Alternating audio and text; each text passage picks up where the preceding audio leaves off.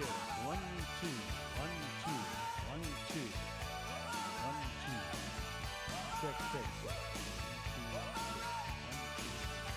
1, 2, 1, 2. Check, check, check, check. 1, 2. 1, 2. 1, 2. Check. 1, 1, 2.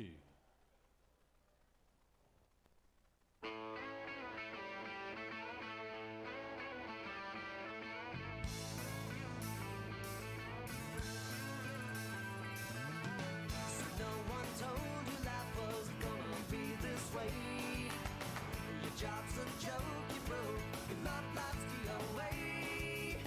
It's like you're always stuck in second gear. When it hasn't been your day, you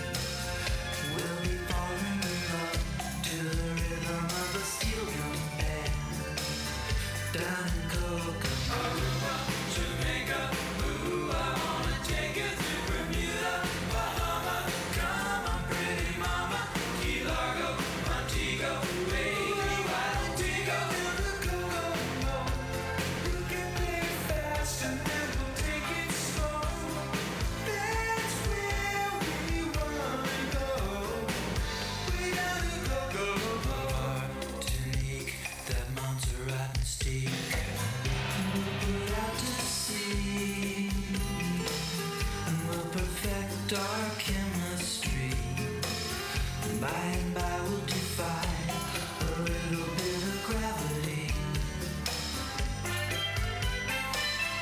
Afternoon delight, cocktails and moonlit nights. That dreamy look in your eye, give me a tropical contact high. Way down in Copenhagen, Jamaica.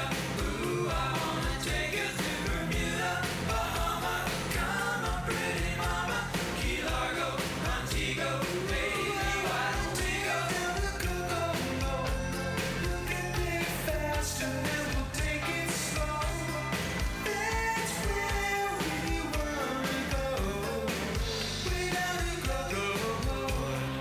Prince, I wanna catch a glimpse.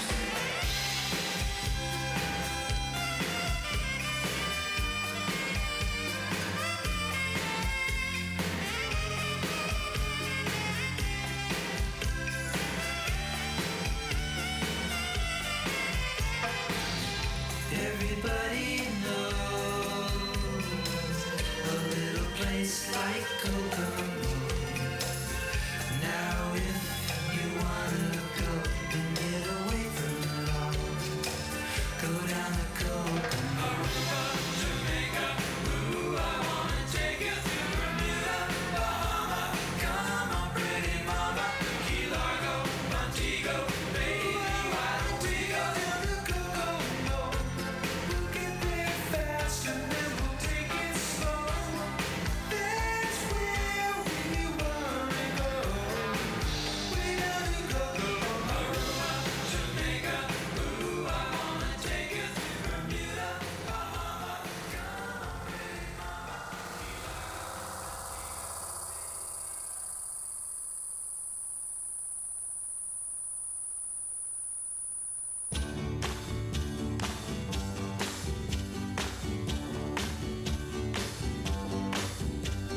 Sugar,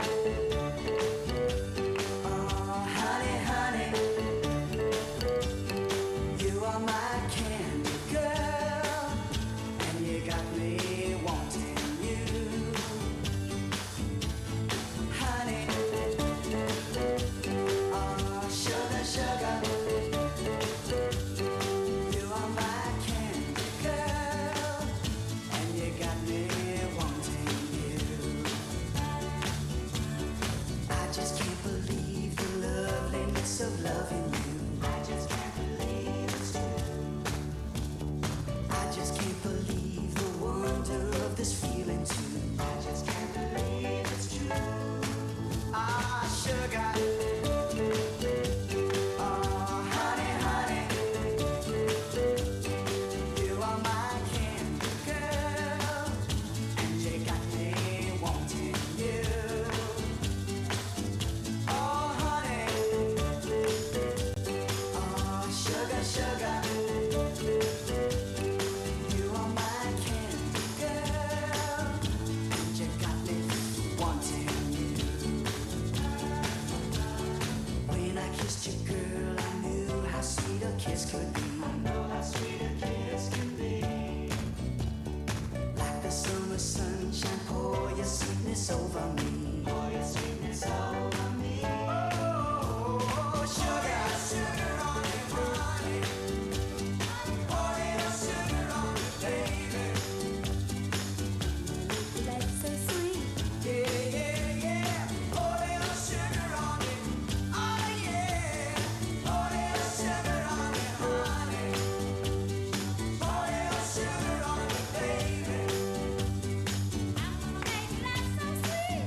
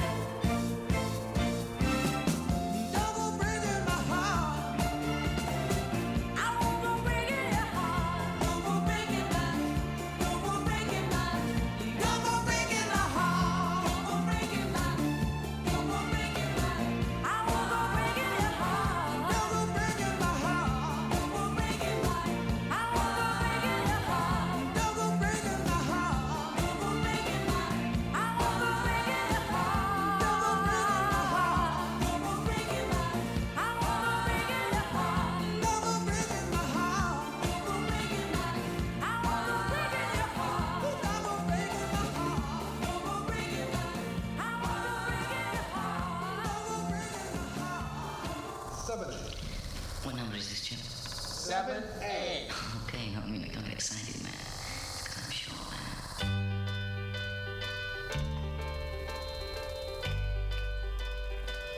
Oh, I could hide neath the wings of the bluebird as she sings. The 6 o'clock alarm would never ring,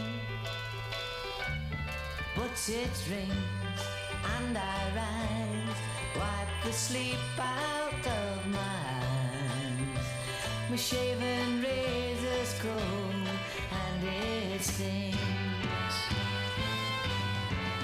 Cheer up, sleepy Jean. Oh, what can it mean to a daydream believer and a homecoming queen? You once thought of me as a white knight on his steed. Now you know how happy I can be. Oh, and our good time starts and ends without dollar want to spend. But how much, baby, do we really need? Cheer up, sleepy Jean. Oh, what can it mean to a daydream believer and a homecoming queen? Cheer up, sleepy Jean. Oh, what can it mean to a daydream believer and a homecoming queen?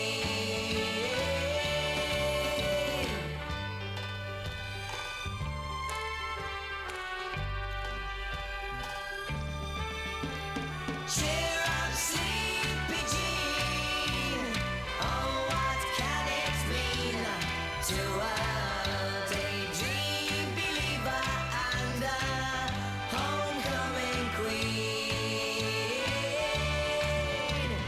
Cheer up, sleepy Jean.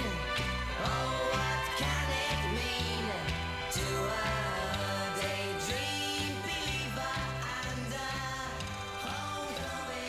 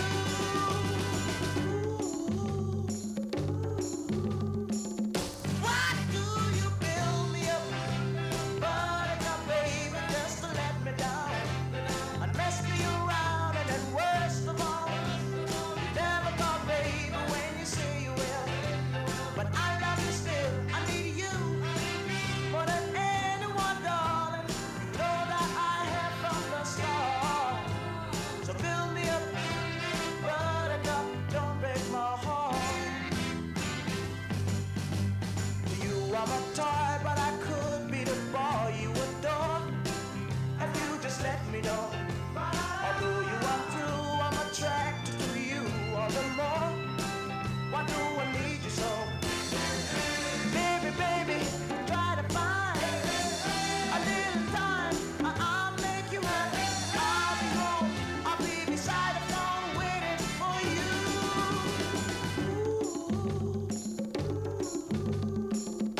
Why do you build me up?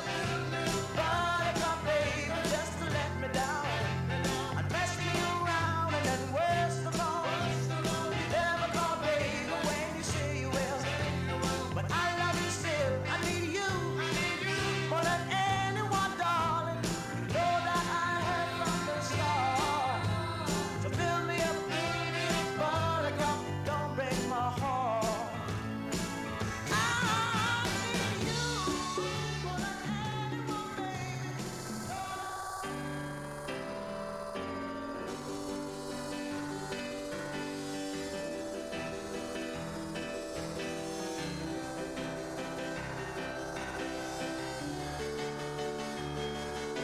I remember when rock was young. Me and Susie had so much fun, holding hands and skimming stones. Had an old gold Chevy and a place of my own, but the biggest kick I ever got was doing a thing called the Crocodile Rock, while the other kids were rocking round the clock. We were hopping and bobbing to the Crocodile Rock. Well, rockin', a song and shouting when your feet just can't keep still. I never knew me about time, I guess I never will. Friday nights, when Susie wore dress that tight, the crowd rockin' out on the side.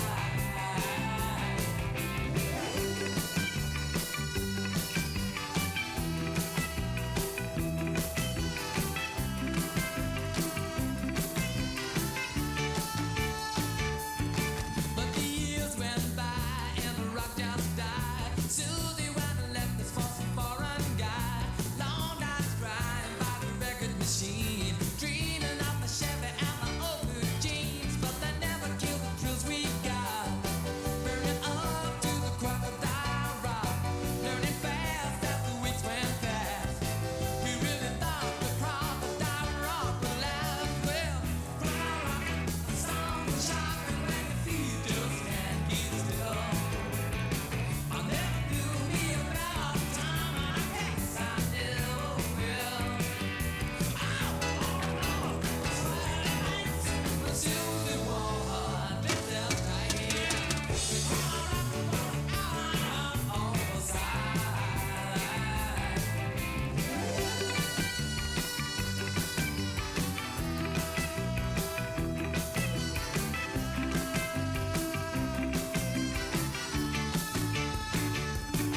I remember when rock was young.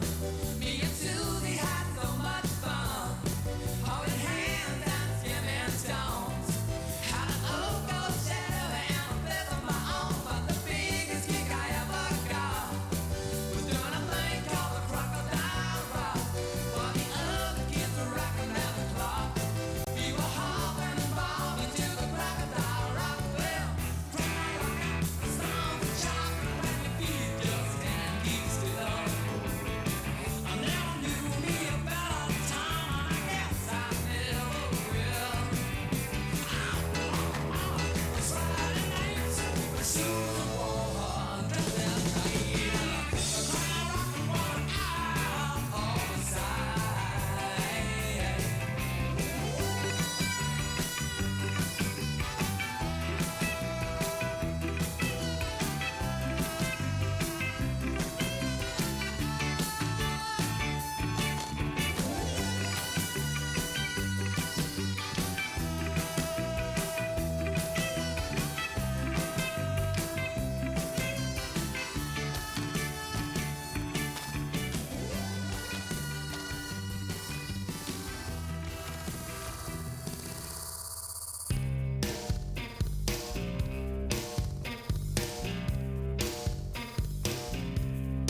Mustang Sally Guess you better slow that Mustang down.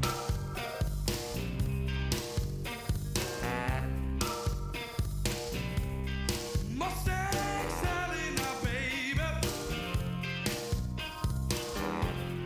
Guess you better slow that Mustang down.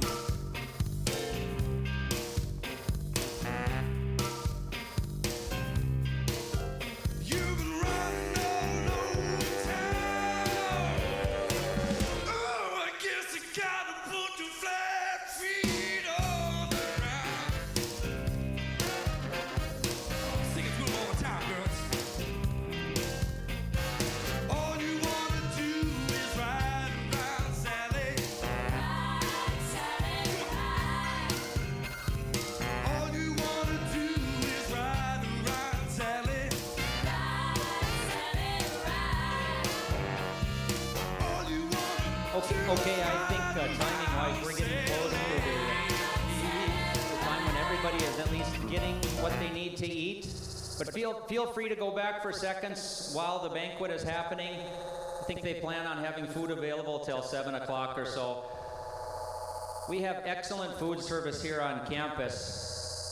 It's great during the week, and they have done a fantastic job helping us out on all of our events. I know that they may not be right here right now, but let's give them a round of applause for their work.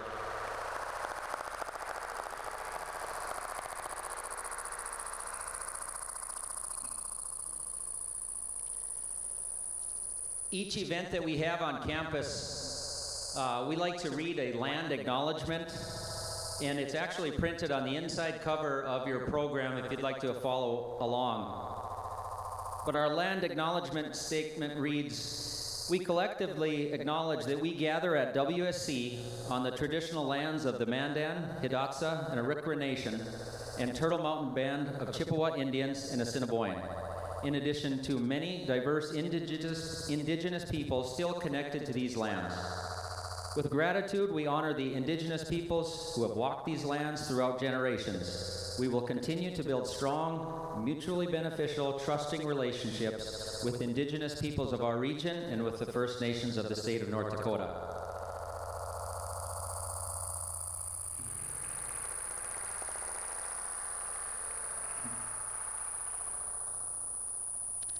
Welcome to the 50-year celebration of Teton women's basketball. My biggest fears have been realized, and that's a good thing. We have an excellent crowd, more than we were expecting, and I'm very happy we had to set out more tables. So first of all, thank you for coming to this celebration.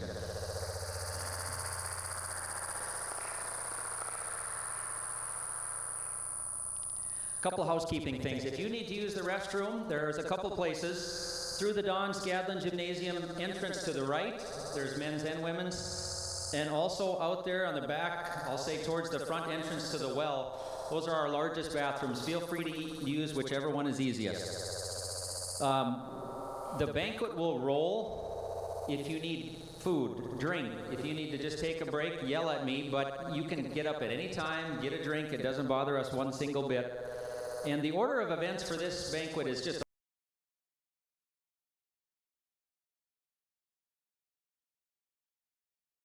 basketball, but we're also weaving our Athletic Hall of Fame and our Booster Club Hall of Fame into this same banquet. And typically they've been done separate, but we're weaving them together here, so the flow of the banquet I think will work out nicely. But just in case you're confused of what the heck's going on here, we do have two events kind of weaved into one, but I think everything's going to work out just great. Our main goal has already been accomplished. The reasons we do these things are to bring people together that may not have seen each other for a while. And I had a comment earlier from a person that, said, I don't like to relive my playing days, my glory days, but she walked in the gym and right away saw somebody she hadn't seen for a long time, and that's what this is about. Now, for as much as I say that, we want to hit a grand slam here. This group, this Teton women's basketball group, is what's near and dear to this college. Our success is, I believe, probably unmatched in this state of North Dakota. We've had more success than any other college, and if I'm lying on that, I don't care, because I'm going to continue to say that that's the way it is. But the loyalty of Teton women's basketball is through the roof, and It's been a pleasure of mine to be involved with some of those get-togethers, but I've also seen the pictures, and to see this many people come back from long distance really tells me that this is a good thing that we're doing. Our first three head coaches will be able to speak tonight, so I'm not going to recognize them previously to when they come to speak, but I am going to recognize the one other coach that is here, Luann Axelson. Can you wave your hand, Luann?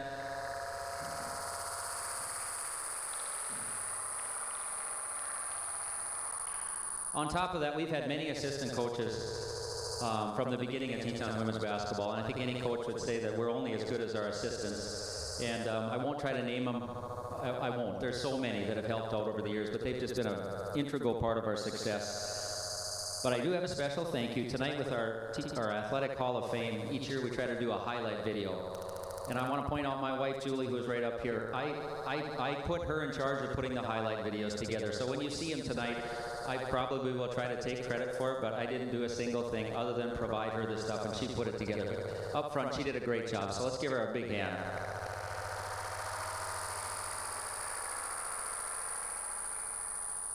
Up front, I'm going to apologize because everybody that deserves to be recognized tonight won't be.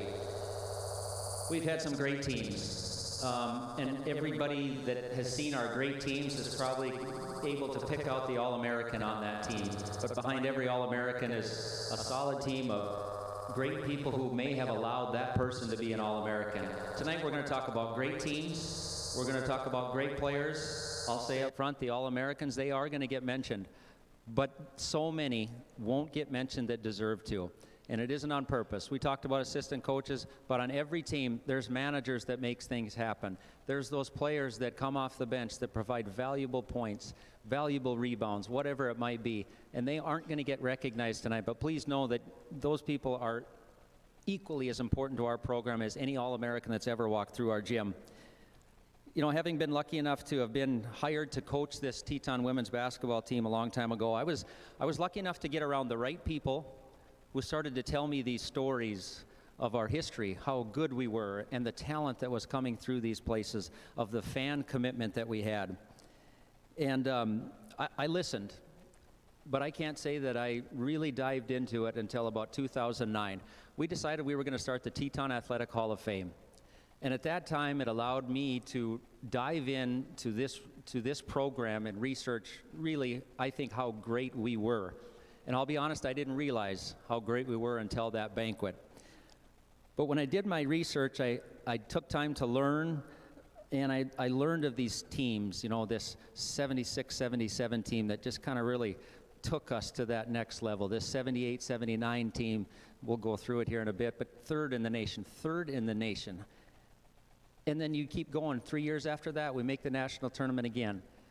This history, and then talk about the individual players on top of that came with those teams. It's impressive. I heard of Diana Anderson's dominance on that 76-77 squad. I heard the dynamic duo of Shelley Hughes and Jean Royce, of Susie K. Bakewell seemingly hanging in the air and scoring, of Donna Pusk's solid play, of Lori Carrier and Julie Hendrickson just running the show like crazy out there. These stories just became legendary in my mind. And most of that first Hall of Fame class, and even the following ones after that, included almost all or lots of women's basketball players and teams. And the reason is simple. We were good. We were the best. At that run, we were the best women's college basketball team in the state of North Dakota. Better than UND, better than NDSU, better than Minot, better than Dickinson, Mary, you name it, we were the best. And I know it's starting to get to feel like maybe that is a long time ago, but man, is it awfully proud to say we were the best. And that...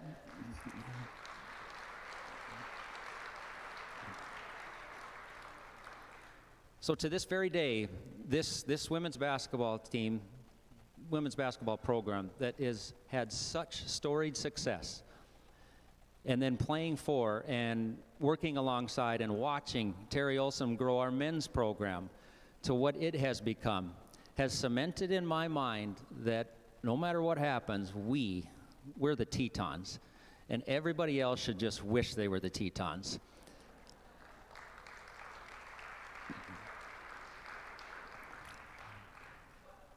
One team here is in its entirety, and I want to point them out. I'm very thankful that this women's basketball team that's our current Teton team is here. I want to thank Coach Bill Triplett and our players.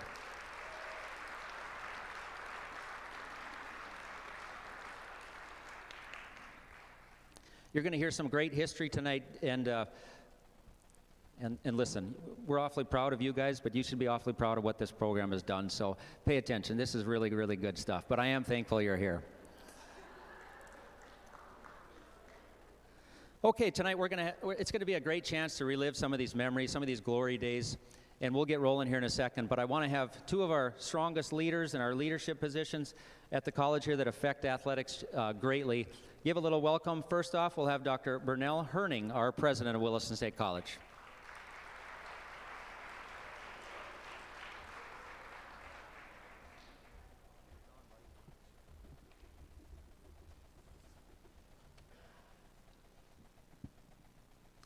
Good evening, everyone, and welcome to the Don Scadlin Gymnasium on the beautiful campus that is Williston State College. I'm honored to have been asked this evening to share the welcoming remarks by Mr. Hunter Berg. I am Dr. Bernell Herning, current president of Williston State College and a proud alum of Williston State College from 1985. Former and current coaches, former and current Teton women's basketball players, friends, families, and guests. Thank you all for attending as we celebrate 50 years of women's basketball at Williston State College, formerly known as UND Williston.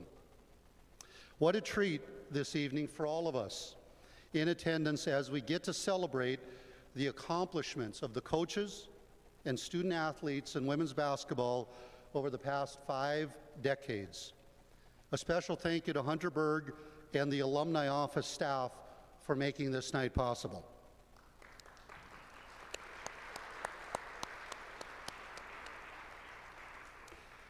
In preparing my words for the welcome remarks this evening, I allowed my mind to take me back to 1983 to 1985, when I was a student here at the college. Penny Slagle served as a head coach of the Tetons at that time. I had no idea that I would be a future basketball coach, but I observed intently how Coach Slagle managed an entire basketball game. She was quite demanding of her players, providing perfection, asking for perfection on the court, and as she shared her appreciation when they played well. On the flip side, when they had a turnover or missed a box out, she would share a different type of appreciation with those efforts. It was still clearly a game of X's and O's at that time, with an emphasis on post play, as the three-point line had yet to be implemented in college basketball. That did not come until 1987-88 season. During my second year as a UND Williston student, I had the opportunity to serve as a dorm parent for Mom's House, today called Nelson Hall. This house housed female athletes, mostly women's basketball players. Coach Slagle would stop by to visit Mom's House quite often to check in on her players and would always stop by to say, hello, how you guys doing? The residents of Mom's House at that time included, and I hope some of these names are in the house tonight, Joey Miller from Harvey, Michelle Borstead from Powers Lake, Rita Olson from Crosby, Sheila Savageau from Dickinson, Jill Solom from Wild Rose, Mary Axman from Lignite, Diane Diggins from Montana, and the Lear cousins, Esther and Lizetta from Alexander, just to name a few. It even housed one volleyball player, Miss Guion from Regent. But the thing I remember most of how Coach Slagle expected her players to be respectful of everyone, a trait which I observed and have carried with me throughout my entire life. In closing, I would like to say congratulations to each former coach and student athlete for your success in life after you have left Teton Country. And a special thank you to each of you for remembering this college in the first steps it provided you academically and athletically. As the college's current president, please allow me to share how extremely proud we are of each and every one of you. Cherish every moment of this evening, as this will be the only 50th anniversary celebration of women's basketball at Williston State College. Thank you. Have a wonderful evening.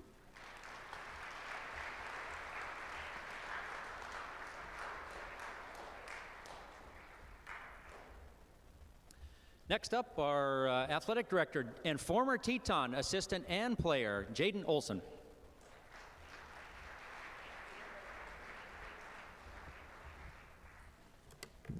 Good evening. Welcome home to everyone that's back. We really appreciate you guys coming. As Hunter mentioned, I've been here in 3 spurts. I came here as a student athlete.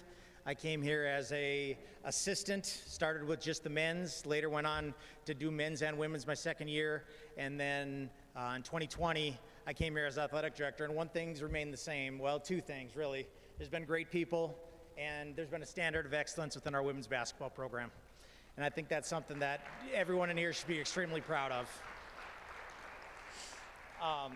Couple thank yous before we get going. I know people have said it, but to Hunter, Kim, Lori, Christina, wherever you are, they've done a phenomenal job setting this up. Let's give them a round of applause.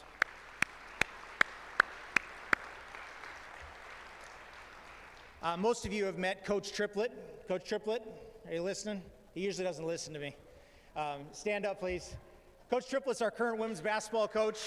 He's doing a great job. He's got phenomenal passion. He cares extremely about the women. He's a nonstop worker. I get more 2 a.m. texts from him than anyone I've ever been around, which is great. But he's doing a great job. Our women's team, again, thankful they're here. I think we got a great group of young women. I think they're going to be really, really good by the end of the year. I think they're working some things out, but we're excited. Support them. Continue to support them. They need you. It's always nice as a player when you know that you have people that have your support, and I think this night and just having them here, hopefully they can embrace all of you guys because, man, our tradition is special here in women's basketball. Couple other, Alex Herman standing there in the back. I want to introduce Alex. Alex is our men's basketball coach. Alex is a great young guy that's recently moved here, and his family, he actually, between shoot-around and practice today, he had to have a 1-year-old birthday party for his daughter, so they're first. So just a great family guy that's going to do really good things for our men's basketball program. Phil Raybon, Phil, Sharon, if you guys will stand up. Please. Thank you. I don't know if I can think of a person that has done more for our institution, that's cared more about people than Phil. When I got to my office here May 1st of 2020, I had a handwritten note from Phil. Still near and dear, it's still in my office. If someone breaks in there tonight, it's in the office, it's in the upper left-hand drawer. So very, very special, but it's people like him that make the difference, and he's phenomenal. I'm so glad that you're here, Phil. Paulie Winger. Paulie's right there. Paulie, I have an order form that after tonight's game we need more of. Paulie still does most of my work. It's ironic she's going to the Booster Club Hall of Fame because she's semi-retired. After our first game, she texts me kind of about 10 minutes in. I was like, what did we do wrong? I forgot. And she says, you know how hard it is for me to not be there? And I said, well, come on up. So Paulie will always have a spot with us and a warm spot in my heart. She's been phenomenal. Love you, Paulie. Thanks so much for everything.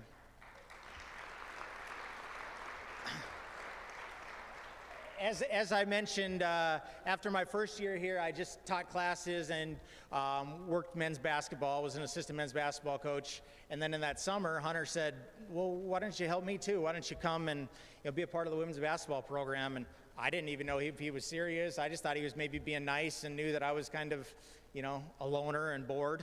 But that next year, that impact on me was phenomenal.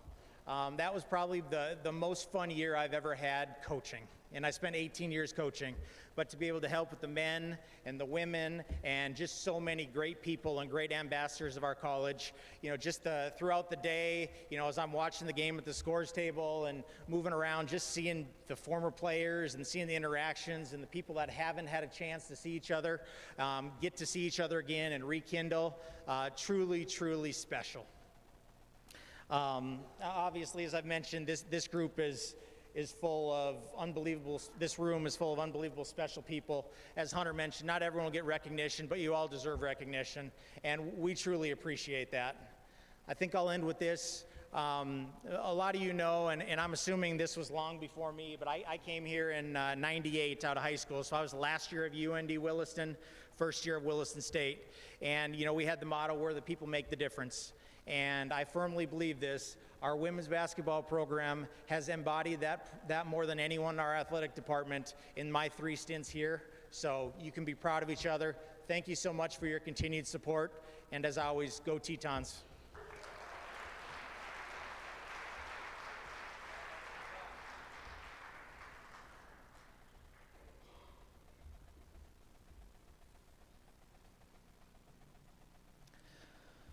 Okay, here's where I'm going to try to get a little bit techie, and so I know that I'm not very good at that, so if I screw up, I apologize in advance. But now with the program, okay, so for Teton women's basketball, I can say this.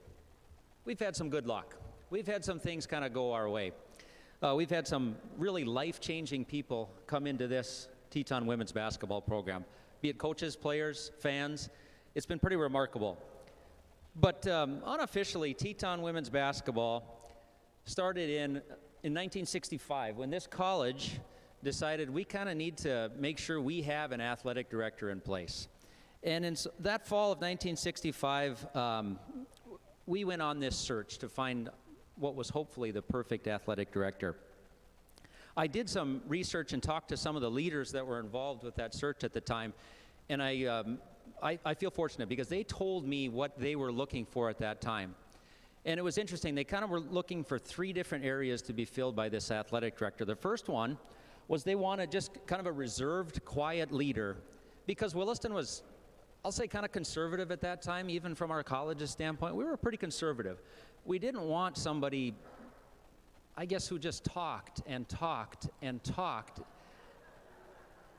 because that wasn't what our Williston people are about. We do things. We work hard and we get things done, a little bit blue collar. And then we got Phil.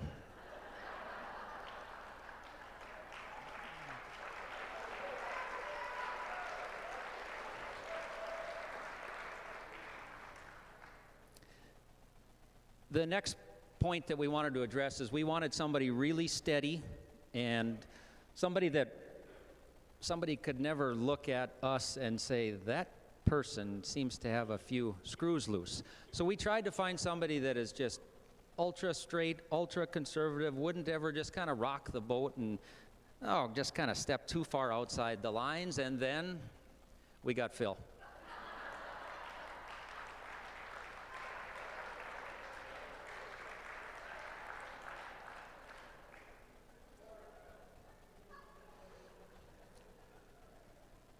Lastly, we needed a professional person from an appearance standpoint that would just represent all that a college athletic department, a higher ed institution should represent. They should look the part. And then we got Phil.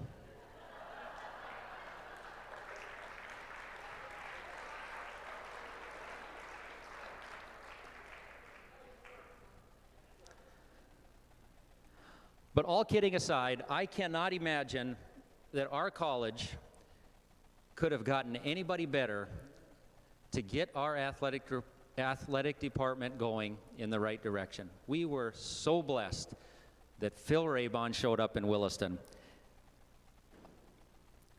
In preparing for this banquet, in going through the order of events, and it's hard for me not to get emotional about Phil Raybon. I miss the days when I was the athletic director and I didn't get a damn thing done from 8 to 5 because Phil was in my office telling me what I should be doing and talking Tetons. I miss those days. And in preparing, I was tearing up. This is one of the most amazing men I've ever met in my life. He is so full of energy and so enthusiastic about life, and especially about this college and our Teton athletic department. The other day, our coach, Bill Triplett, brought a recruit up from Ekalaka, Minnesota. And I happened to be watering some trees outside, and he brings them over, and he introduces me to the dad. And the dad says, I came here in the early 1990s. And I said, no kidding, why did you come to Williston? Phil Raybon. He didn't play sports. He came here because of Phil Raybon. And I can't tell you how many times that same answer comes out of so many people. The guy is just a machine. And I just want to say, again, Phil, I know we've said this, but thank you for coming to Williston and being our guy that got us going. Thank you. Thank you, Phil Raybon.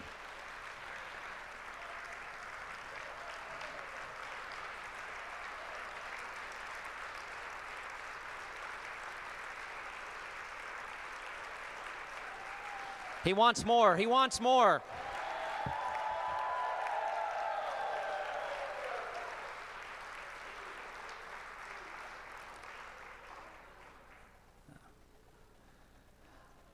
Now, Phil Raybon's one of my heroes, but I'm not going to leave you out, Sharon. Sharon, I don't know how you put up with him for this many years, but I will say this, Sharon. He was the first one that said thank you, and we knew he was talking about you in the background. You raised those kids, and you just always supported him. He was on the go, nonstop, and being a coach's wife is no easy task, and I think I know somebody in the room that knows that. But thank you very much. Sharon Raybon, you deserve as much recognition as Phil. Thank you.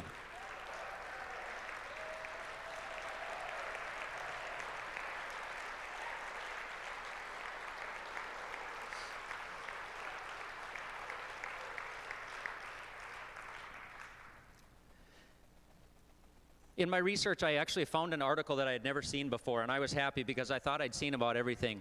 But we look at Phil Raybon and how he started this athletic department and how lucky we are.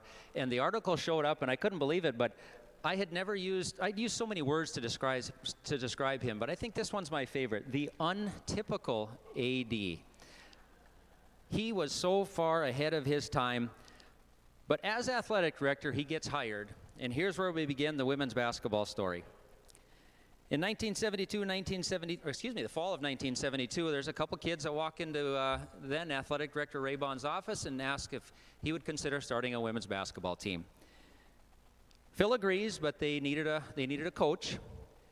And so here in my research, I was able to find out that we got lucky. I worried about what would have happened if Phil Raybon would not have won the coaching job by a single vote.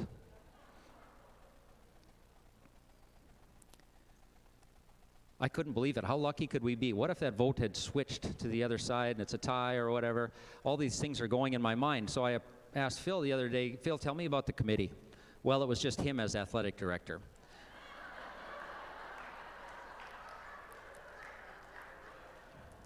There are no statute of limitations. Dr. Herning and I are currently starting an investigation, Phil, on this wrongful act on your part. So we may have to take your $0 salary away from you that first year.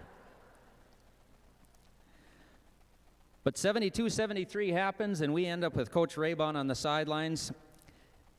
And what we got was a master recruiter and somebody who was way, way ahead of his time with the beginning of the camps. And I won't get into the story. I'm sure there's many that will touch upon it. But the pipeline begins with this Lewis and Clark girls basketball camp. And from there, we start to roll. 74-75 is the first team that gets to the national tournament by invitation. We roll to 75-76. You'll see on that sheet, if you can see it, or on the screen if you can see it, but I believe this team started 22-0 going into the national tournament. And from there, 76-77 happens. And as I mentioned before, we have this unbelievable player that comes into our life with Diana Anderson. Diana Anderson, the first All-American in our school's history.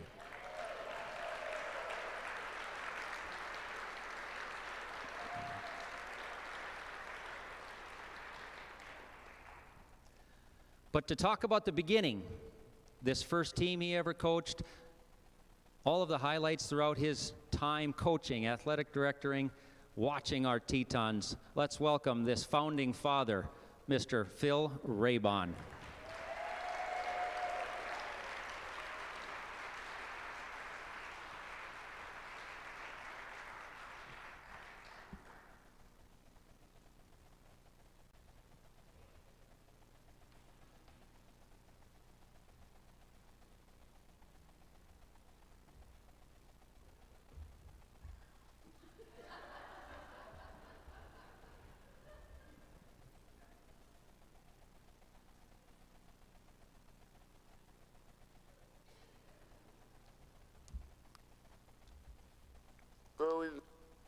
How am I doing?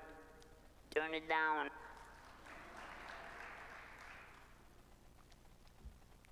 I got bad news for all you people. I have a new battery.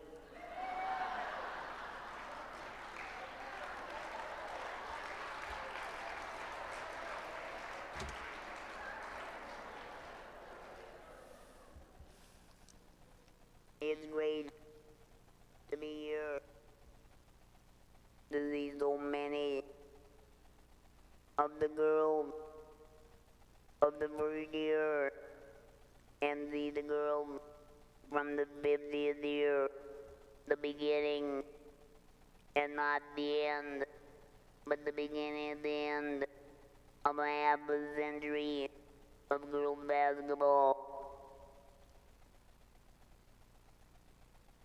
Thank you for all the nice things you said.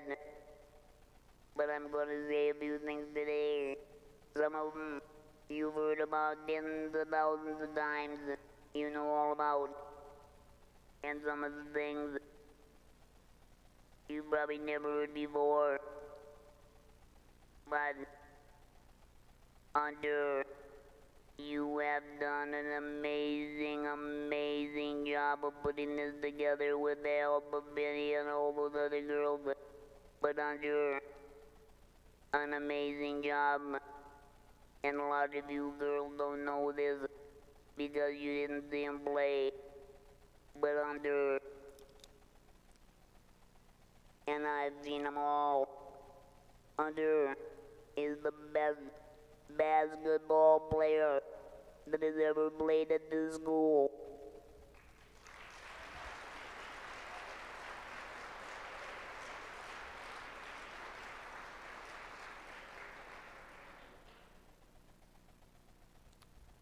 First of all, I'm gonna tell you there are some differences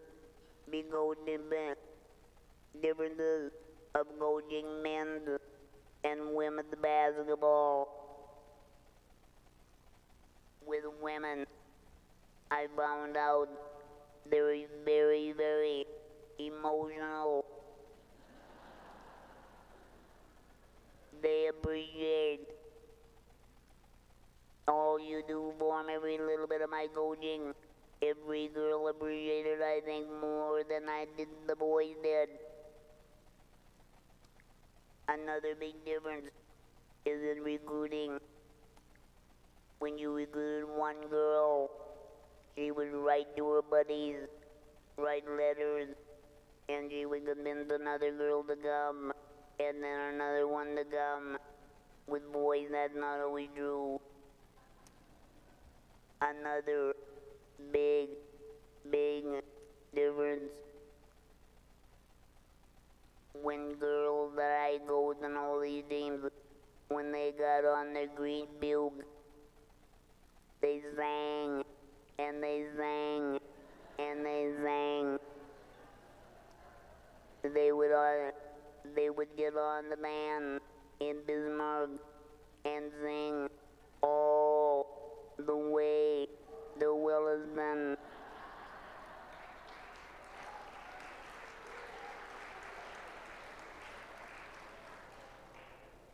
And then one last difference I should tell you about. After I coached my first game of girls basketball, I got home and Sharon said, "Phil, you can't go hitting those girls, slapping them on the butt."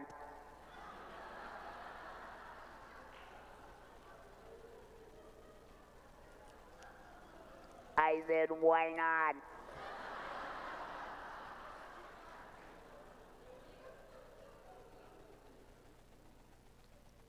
Well, the years have gone by, and what I'm going to do, and I know I'm going to take too much of your time, and you tell me if the battery runs out, but can you all hear me fairly well?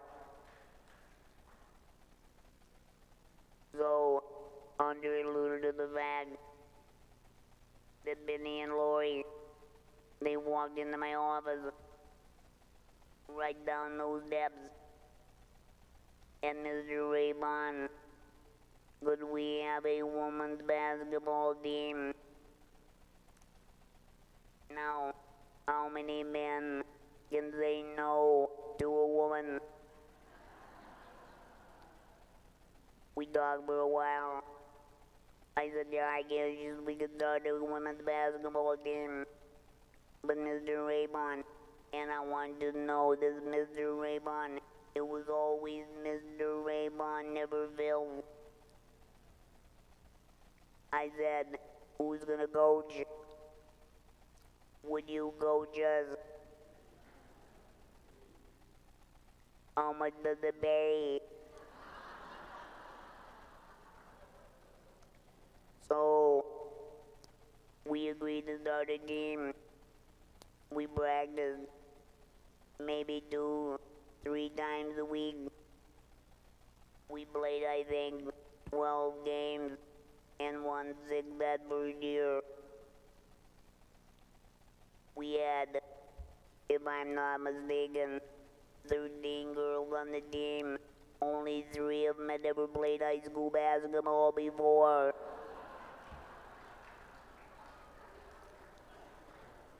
Where did we get the players? Benny and Lori helped recruit some. I would walk down the hall. If I saw a girl 6 foot tall, I would say, boy, you could sure be a good basketball player. I don't know. I asked Benny and Lori today, how'd we ever end up getting 13 girls on the team? I'm not sure how that would happen, but we did. And it was amazing how much those girls improved and how much they listened. That very first year, one incident I'll tell you about, and then I'll jump to the next year. All of you people think Benny is so great, Benny this, Benny this. We were playing a game at Glendive. Benny was a freshman. There was a big goal and a ruckus out in the middle of the court. And pretty soon I looked up, and there was Benny, ready to fight Bonnie Buck from Glendive. I am not joking, she was gonna knock Bonnie Buck on her butt. Oh, Sharon, am I talking too fast? Too loud. Oh, too loud. That second year, with many of the same girls, but we picked up a couple girls that had a lot to our team. But one of them we picked up was Dawn Bent, who was the first jump shot shooter in girls basketball, I think, in North Dakota. She was a great player for not playing in high school. and she helped us in the second year of the program with all the four-year schools and universities. We won third place in the state tournament in Minot after starting a program only a year earlier. The thing I remember about that, we won third place and we went to the country kitchen. It was located up there by Wesley Motors in Minot. And they brought in their third place trophy into the restaurant and set it at the table. And they were so proud of that third place trophy. I still remember that was a dream of theirs come true. Well, I'm gonna back up just a little bit. During the first year, 72, 73, during the winter of our first season, one day my wife and I took a little walk, and I said, well, what am I gonna be doing this summer since I no longer was coaching American Legion baseball? And she said, and I've gotten all the credit, but now you're gonna find out where the credit goes. She said, have you ever thought about starting a girls basketball camp? Bingo. The light went on. Well, that's the way to grow the program. Sharon, thank you for the great suggestion. She's the one that thought of the idea.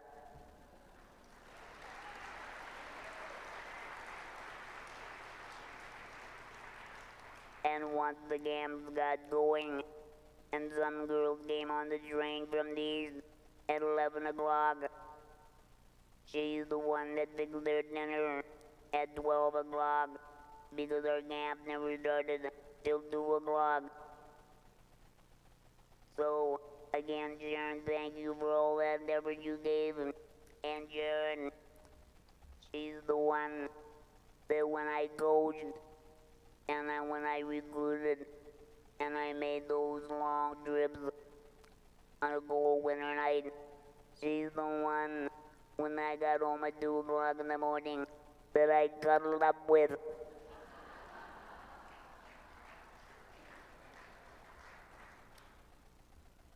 So we were gonna start a girls basketball camp. I talked to Lori Gunlickson and Benny Slagle, and I said, would you help me? We made up some brochures. We didn't know what would happen. We sent them out.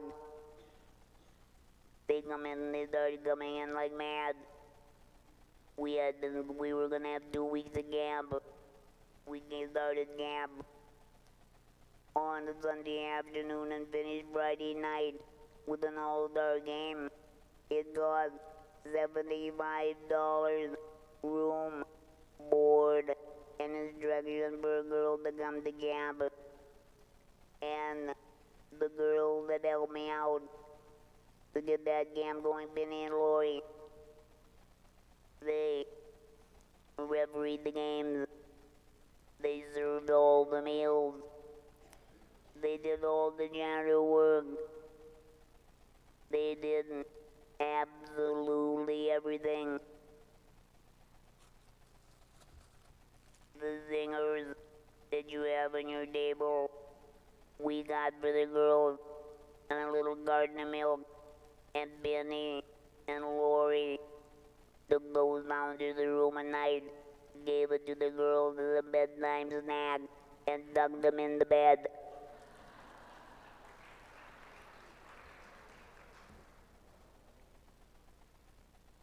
Without Benny and Lori, I'm serious when I'm saying this, we wouldn't even be here tonight. Those camps would have never been a success. They were the things that kept the glue together. Every girl that came to camp loved them. Benny and Lori, both of you stand up. You're the ones responsible.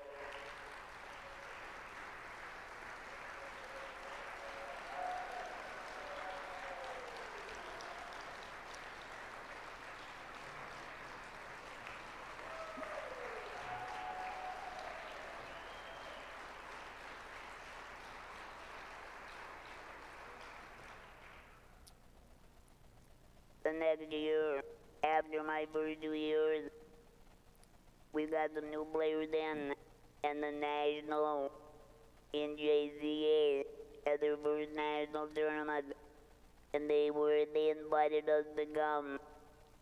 If I'm not mistaken, some of the teams, the girls wore skirts. If you can believe it, that was 1964, 65. Then it was time to get better. We had these camps. These good girls were coming in from all over North Dakota and Montana. They would have lunch with us. We knew which girls were good. We knew which girls could lead us on.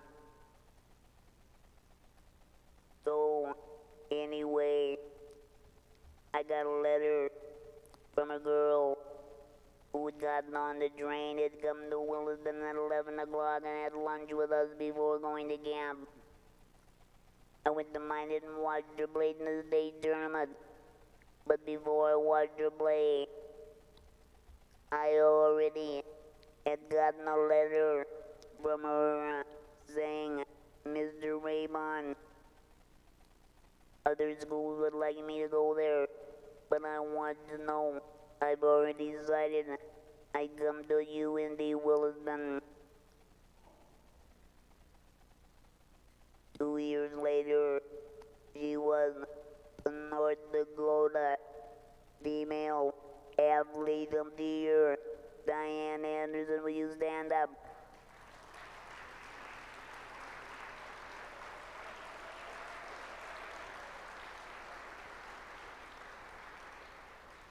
So Diana got it going, but she wrote letters to other girls, and that first year of coaching her and those buddies of hers, we went to the national tournament, but everybody was going to be back the next year. I was so excited that they would be sophomores and we were going to have a great team. But lo and behold, we had decided at Williston to start women's volleyball. So Ellen took her team to Minnesota to the regional tournament. I was all ready to start practice. I was at Bismarck at the state tournament. The girls came back from Minnesota. They came to the tournament. I was in the hallway. They came running and they had big smiles on their faces. Mr. Raybon, we just won the regional tournament. We're going to Baltimore.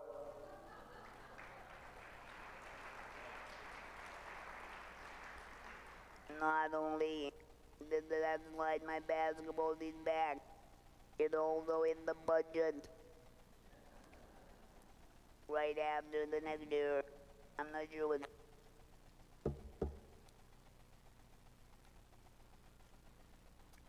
A year later, I decided it was time for me to quit coaching and turn the reins over to someone else.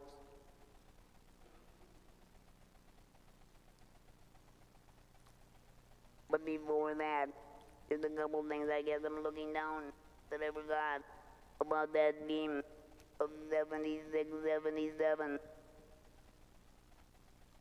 I think they won 28 games. They finished 9th in the national tournament. They were named the North Dakota Female Team of the Year.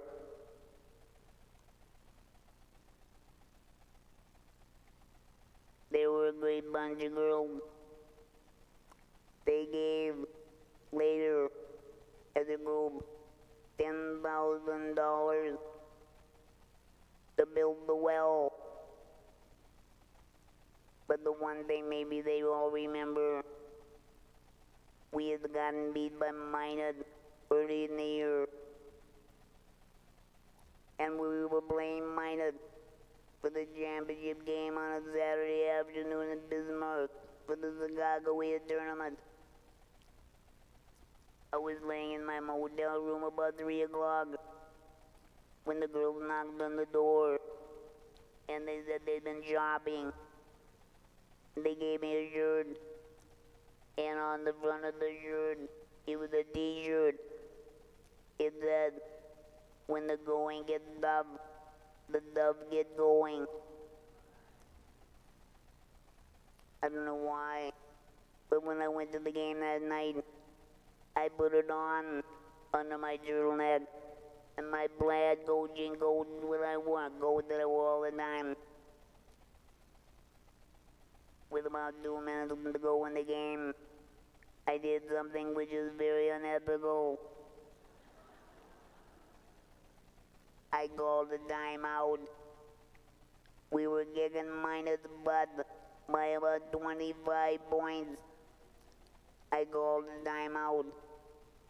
I gathered all the girls around me. I pulled open my suit coat. I pulled up my turtleneck and showed them the shirt. We went crazy. That was one of the greatest things about that team. That team started the great tradition. They were good. But a year later, the next team was good. But it was about time for me to quit coaching. So now I'm just gonna say a few things that started Benny's career. So,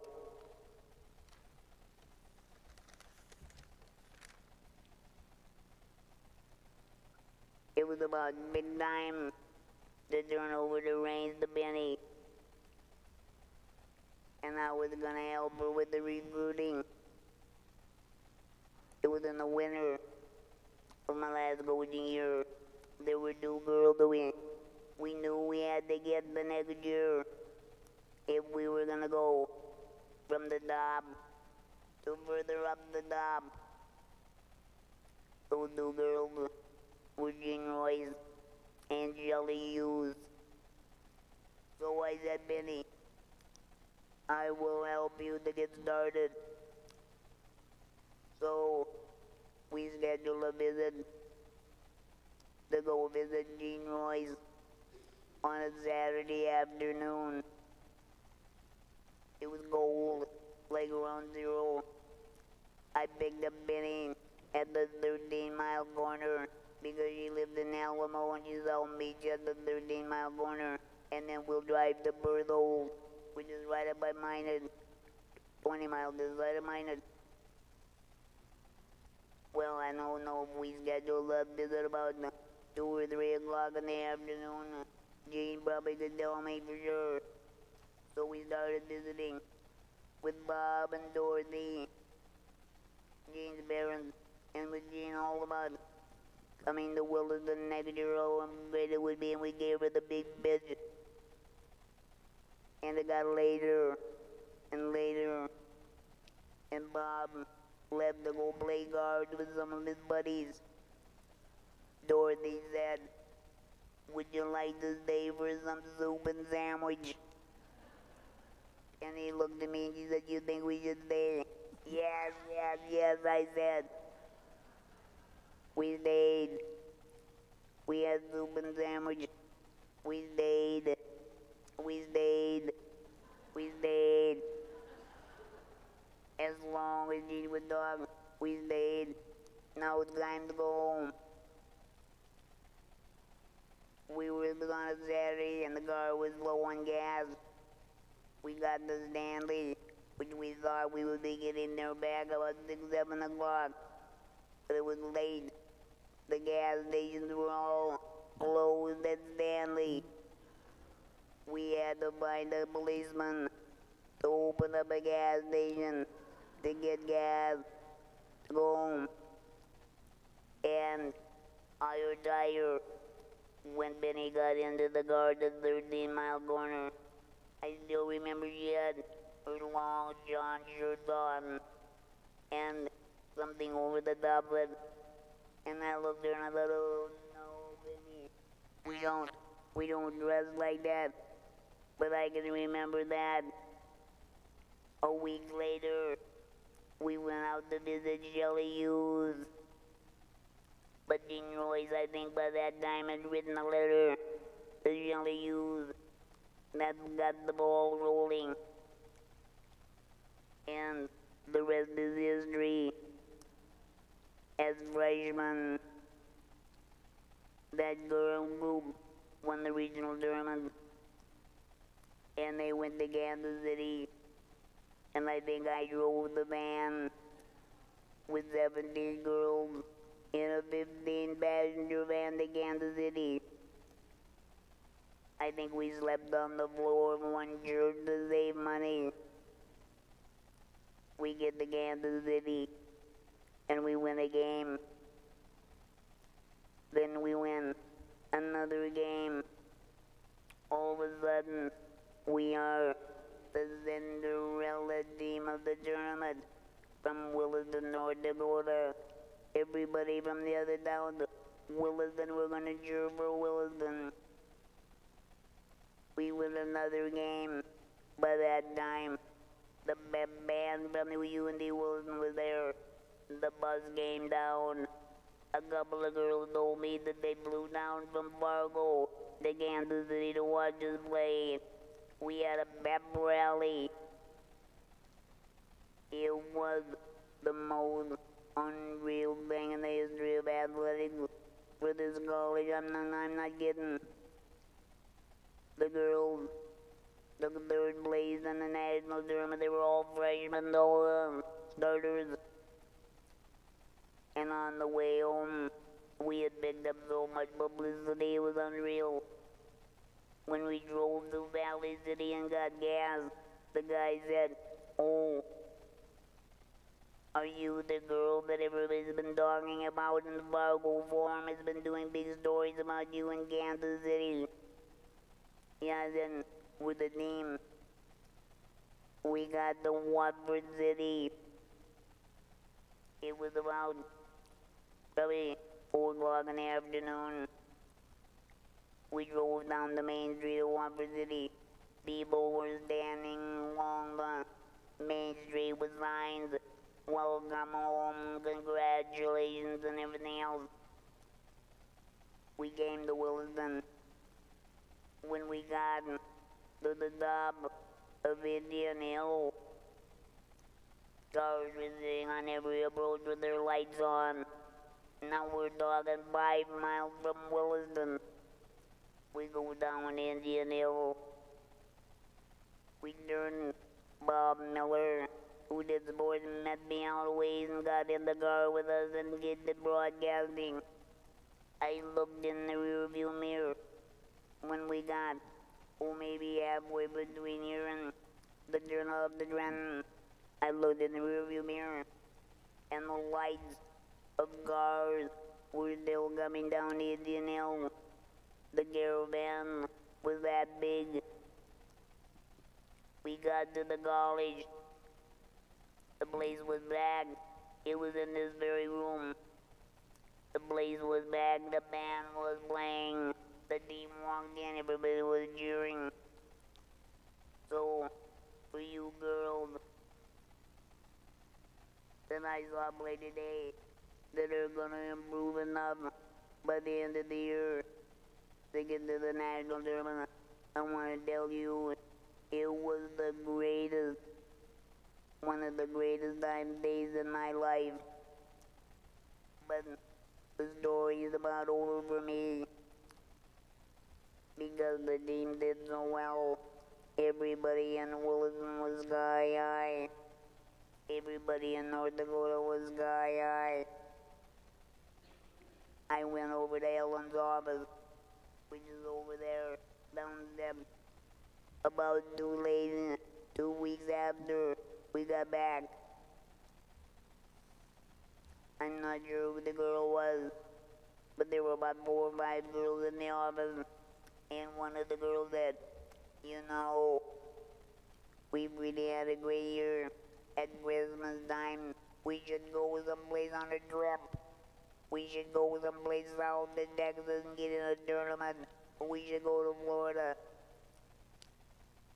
I don't know who the other girl was that said, you know, we should go to Hawaii. Hawaii. After about 10 minutes, all those girls were convinced that they should go to Hawaii the next year at Christmas. We could raise the money, we can get the money, everybody will give us money. Mr. Raybon, would you get on the telephone and see if you can find 2 games in Hawaii? I got on the telephone, talked to the athletic director at the University of Hawaii in Honolulu.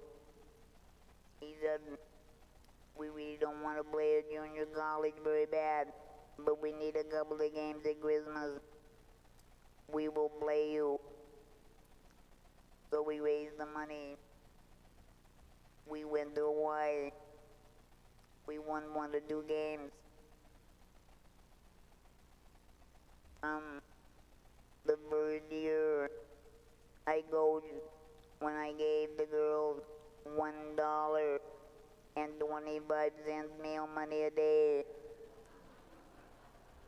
The 6 years later, 7 years later, I found myself flying out of Winnipeg with board, air, eating steaks on China on the way to Hawaii. What a wonderful run. Thanks, as Bob would say. Thanks for the memories. Thank you.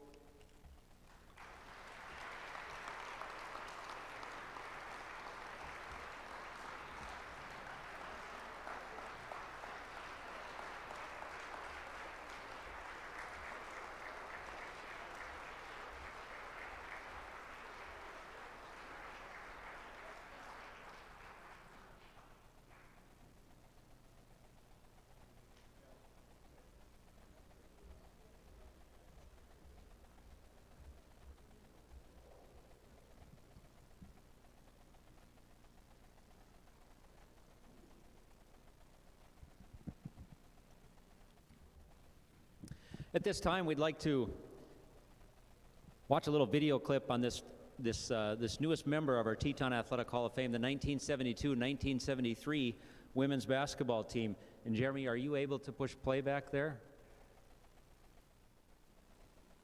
Every historic athletic program has a beginning. For the storied Teton women's basketball program, that beginning was the 1972-1973 team that was self-started themselves when they walked into Athletic Director Phil Raybon's office and posed to him a very simple idea.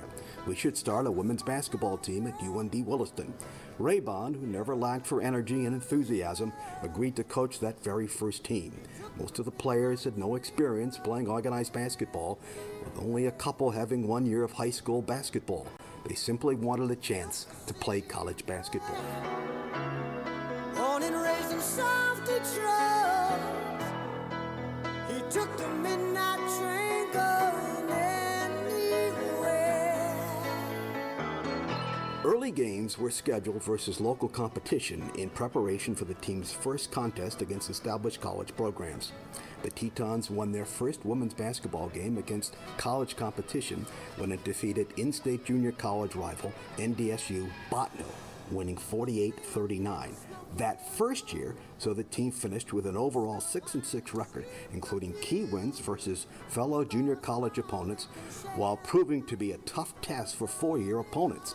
Freshman Lori Gundlickson from Zoll led the team in scoring, averaging 15.2 points a game, while fellow freshman Penny Johnson from Appam was second on the team with 11.6 points per game. Center Debbie Munger helping solidify the paint with their strong rebounding presence.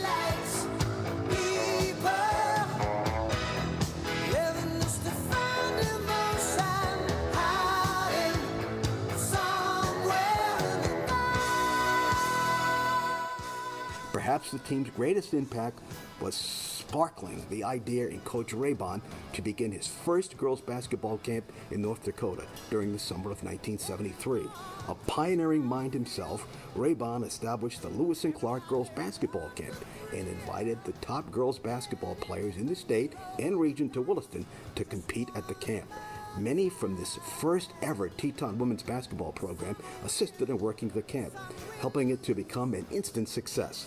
The camp was a natural recruiting pipeline and helped land UND Williston many of the talented players that went on to propel the amazing run of 8 national tournament appearances from 1975 to 1984 for Teton women's basketball. Up and down the boulevard, there are shadows searching in the night. Street lights, people living just to find emotion, hiding somewhere. The 1972-1973 Teton women's basketball team isn't entering the Athletic Hall of Fame because of its outstanding record or national tournament appearances. This team enters the Teton Hall of Fame because of its trailblazing efforts in establishing the women's basketball program at UND Williston. There can only be one team, and this group played an as important role as any in getting the Teton women's athletic program established. The 1972-1973 Teton women's basketball, the pioneers of Teton women's basketball, and members of the Teton Athletic Hall of Fame class of 2022.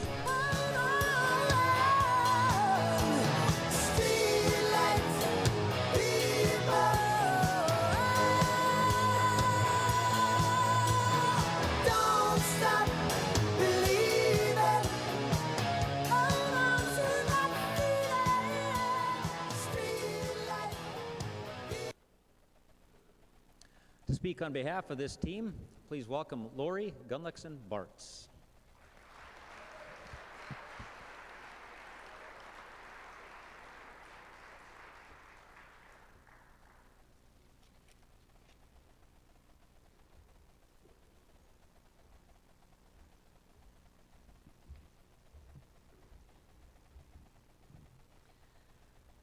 I'm honored and blessed to be here tonight to speak on behalf of the team of 1972-73 as we are inducted into the Teton Athletic Hall of Fame. I've had a great time connecting with everyone from the 2 years here at UND Williston.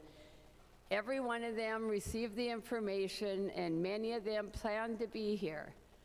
I came on Tuesday to make sure I would get here, and some of them tried, made it as far as Minneapolis, and ended up turning around and going back home because their flight wasn't coming in till today. It has been great to connect with everyone. Some of them I have not seen for 49 years. Where did this all begin? Growing up with a bunch of older brothers, I definitely was a tomboy.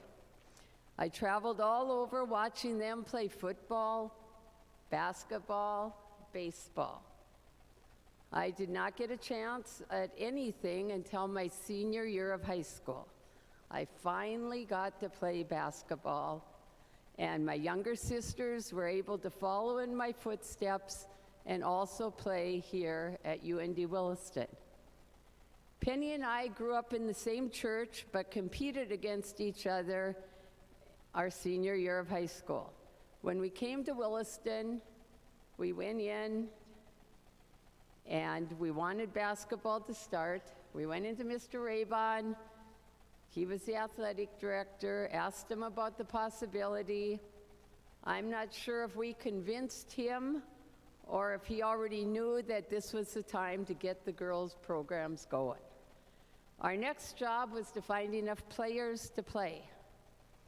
I'm sure there are a few of you that tell your grandchildren you played basketball in college, and they laugh and say, "Yeah, right, you're kidding, aren't you?" And then they might say, "Were you any good?" Mr. Raybon was the lucky one to get to coach us. None of us knew how to shoot both a left and right-handed layup correctly. Remember all the 1, 2, 3 ups? And those of you at camp have heard that many, many times. Most of them could shoot a right-handed layup correctly, but I had both of them wrong because I dribbled right hand and I shot left hand. All I could think of was, good luck, Mr. Raybon. He had a lot of work to do, and boy, he did it. He put in hours with us in the gym and built the program. We went from a 6-6 record our first year to a 10-5 record and taking third in the state our second year. And yes, that was all with all the four-year schools, including UND and NDSU. All the credit goes to Mr. Raybon to give us a chance and to start what inevitably became a #1 program and to compete in all the national tournaments within a few years. I believe the basketball camps that Mr. Raybon started that next summer brought all the best athletes in the state to Williston to play college ball. Many of you here tonight probably attended and worked at one or more of the camps. Mr. Raybon put in a lot of time through the school year and the summer to get the program going, and I know he did this for very little or no money. He put everything into the program, and that is why it was successful. Thank you, Mr. Raybon, for all you did for us, and I feel very honored to get to be on that first team. I felt sorry for Sharon and their kids, and for all the time Mr. Raybon was with us and not home with them. A big thank you goes to Sharon for sharing him with us. I can't help but mention one other coach who's here tonight, and that is Helen Overbo. She was known as Miss Huckinen, or Huck, when we were in school. She started the volleyball program our second year of college. Boy, has that changed since that first year we played, and we were conference champs that first year with all the schools in the western part of the state. All the credit goes to her. To this day, I don't even remember who were hitters or setters. We just played volleyball. She was also the track coach, so of course most of us were involved in that. We had convinced some of the track stars to play basketball, so of course they convinced us that we needed to go out for track. Only Huck could convince us to do any event, and I mean any event. She'd say, there's only 5 girls in this event. You only have to beat one of them to score a team for the point for the team. I know she had many laughs behind our backs as she watched us do some of these events. We should have heard her laughing because she still has that same laugh, and it isn't real quiet. We would do anything for her that she asked. Thank you, Helen, for all you did.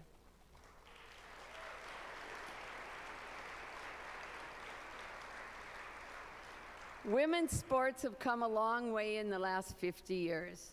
Everything at Williston State College started with Mr. Raybon and Helen.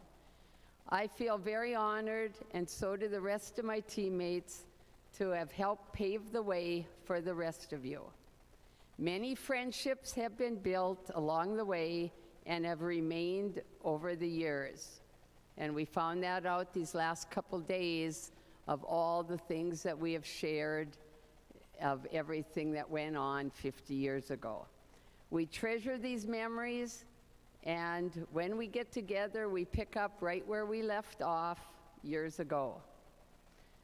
Thank you very much for the honor of being inducted into the Teton Hall of Fame. Thank you.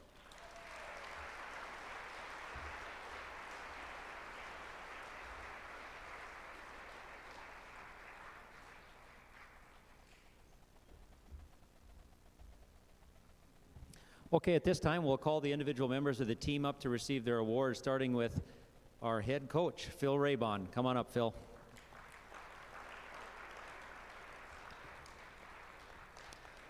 So we're going to start a new tradition with our Teton Athletic Hall of Fame. We're going to have the coach award the awards to each individual player. So when I call your name, players, please come up and receive your award from Coach Raybon. And then just stand over to the side here because we want to get a picture with all of you and the awards. First up, Deborah Ann Munger Johnson.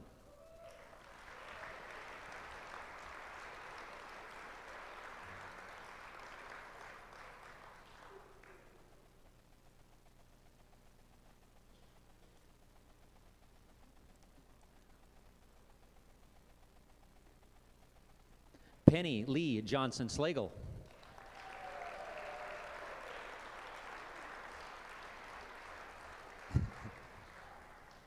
She still fits her uniform. That's kind of amazing, isn't it? I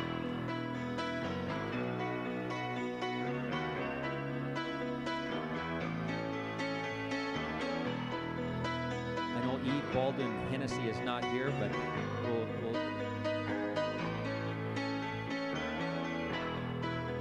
Just a small town girl living in a lonely world. we see now what you had to put up with, Phil. She took the midnight train going Lori Gunlicks and Bartz. anywhere. Just a city boy, born and raised in South Detroit. He took the midnight train going anywhere. Jan Faulkner Gathman Tucker.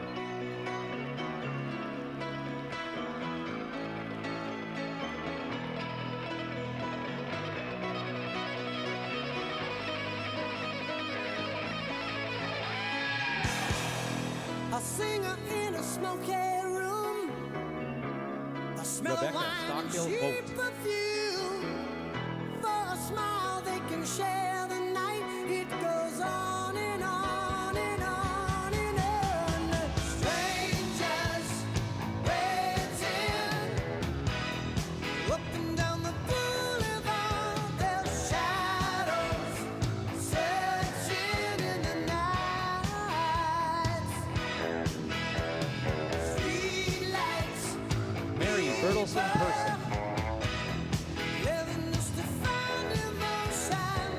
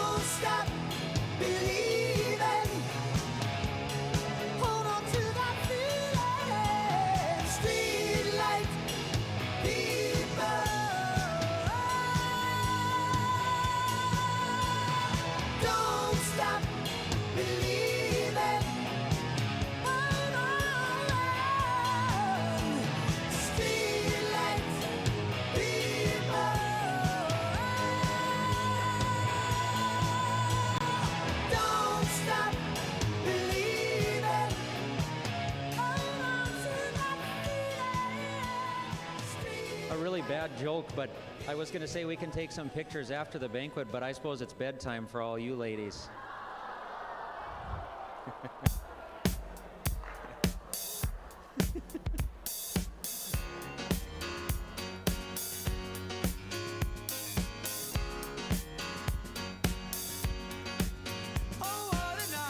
At this time, we do want to pay special recognition to the 1973 volleyball team.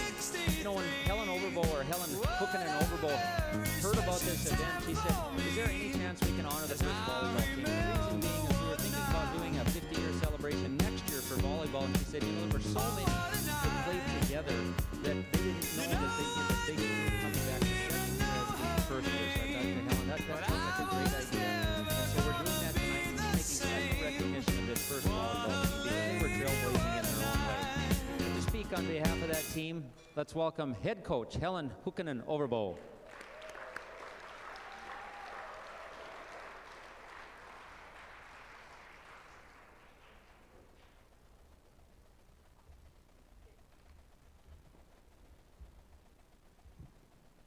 I'm not very tall.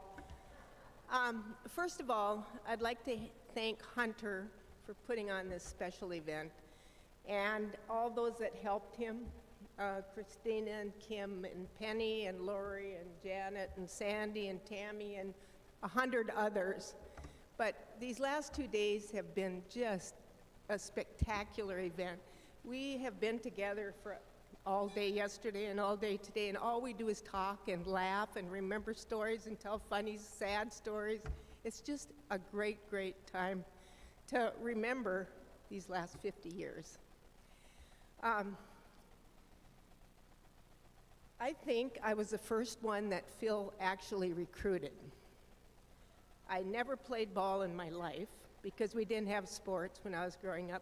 But Phil sends me a letter. I'm teaching out in Oregon, and Phil sends me a letter and tells me there's an opening at Williston State College, or UND Williston. Well, I think I wrote back, and then he calls, and we call back and forth a few times, and then I came back and interviewed over Easter of the spring of 1970. And needless to say, they did hire me. It wasn't quite the same good package they got with Phil, but I'm here.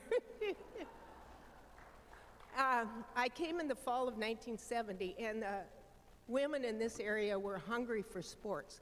The only thing they had was cheerleading. And not everybody's cut out or wants to be a cheerleader. So in 70, we started girls gymnastics. And we had quite a few come out. We competed in a few meets. And then in the spring, we started track. And again, we were successful in that. 72, you heard all about the 50 years of women's basketball. And then in 73, we thought, the girls that want to compete are probably much more suited for volleyball than gymnastics. So we dropped the gymnastics program and started women's volleyball. And that year, also the first team won the conference championship. And I think the next few years we were quite successful. 1976, we did win the regional and go to the nationals. And I have to thank Phil Raybon for the success of the volleyball team because, as you know, Williston State was a premier women's basketball college. And so all the best athletes came, and no one had played volleyball. Volleyball didn't start in the high schools in North Dakota. In '84 was the first year they had a Class A tournament, and '88, the first year they had a Class B tournament. So all the years I coached, no one had ever played. So we started with pass, pass, pass, bump, or set, spike, 1, 2, 3, all of those. But I tell you, it's been just so much fun getting to know these young women and coaching them. And I am just so proud of all of the things they have done. Many of them played at a four-year college after Williston State in volleyball, and so many of them went on to coach.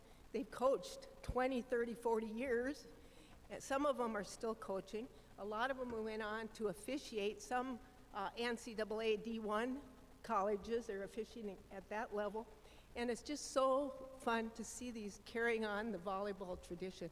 In fact, last night I heard there are some of those from those teams that still play City League volleyball.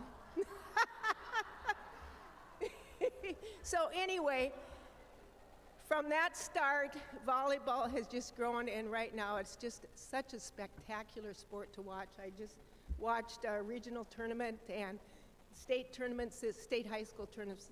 I watched the Tetons, and I mean, it's just a great, great sport. So thank you for the opportunity.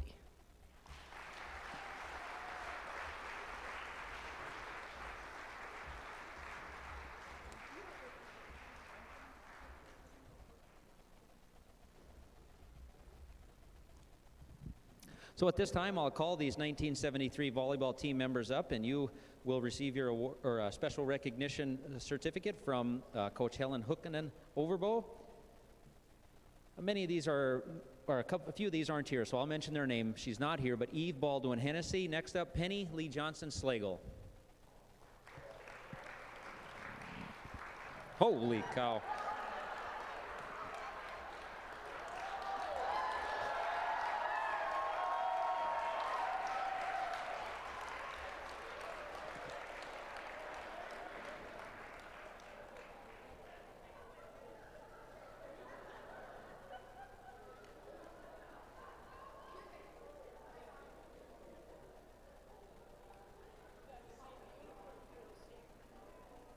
Oh, sure. Well, same uniforms as basketball and volleyball. Good. Well, there goes the PG version of this banquet, it looks like.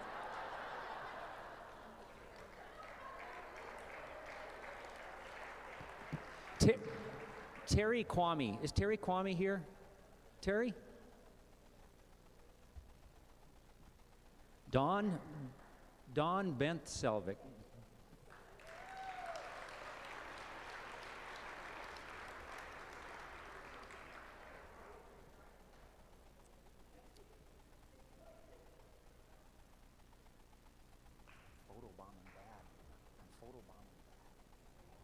I'm right there.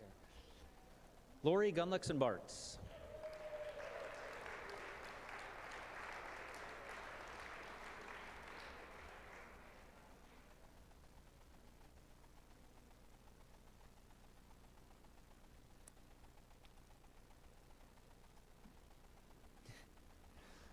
Joan Mann.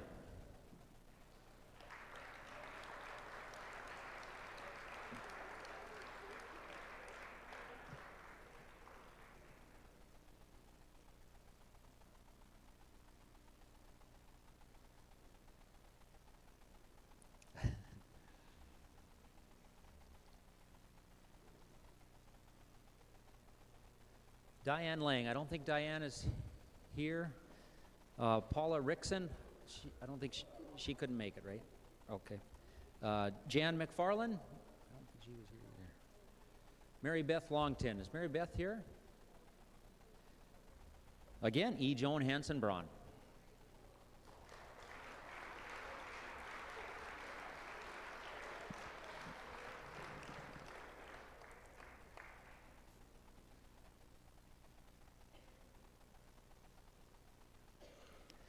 Dolores Larson. Was Dolores I don't think she was. Bev Falcon. Joan Drangsholt Thompson. Is Joan here? Jamie Calavig Beaudry. Jamie's here.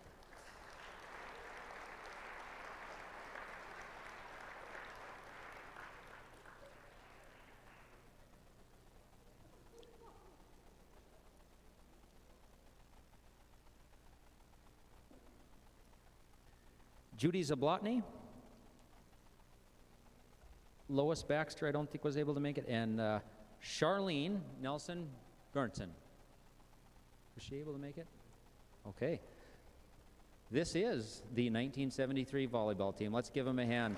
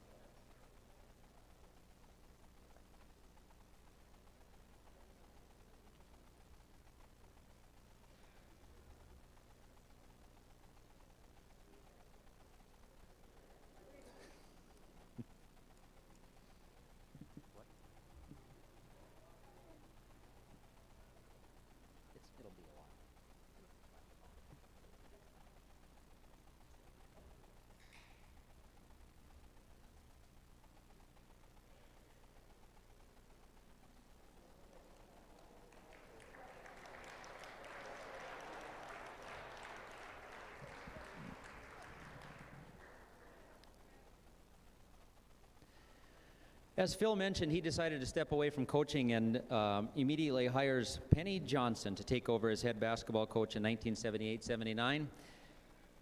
And from here, we really start rolling. 78-79. As we mentioned, the third place finish, look at that record, 28-4. Lots of excitement. 79-80 follows up with a 7th place finish at the national tournament. We end up ranked number 2 in the nation at one point. We're team of the year, and then we have these two superstars, Shelley Hughes and Jean Royce.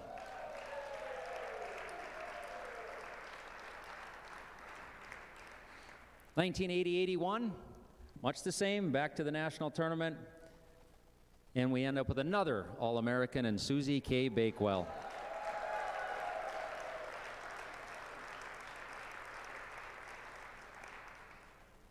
Repeat to 81-82.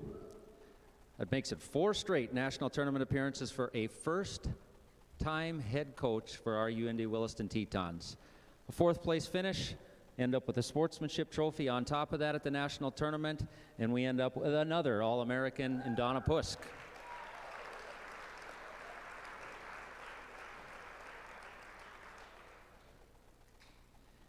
Lori Carrier is an All-American 1982 and 1983. We had to take 1 year off from the national tournament, but we're right back in there again the next year in 1983, 1984, led by yet another All-American, Julie Hendrickson.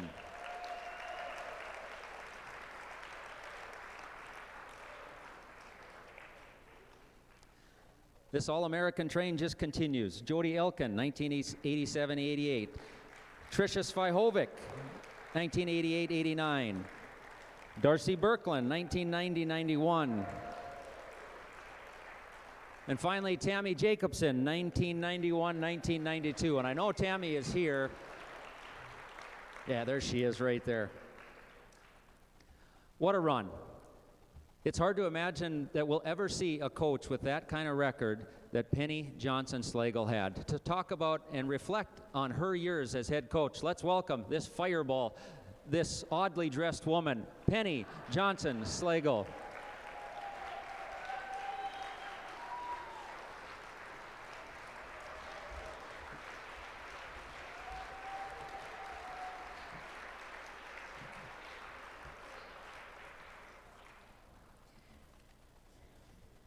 Now that my family's totally embarrassed.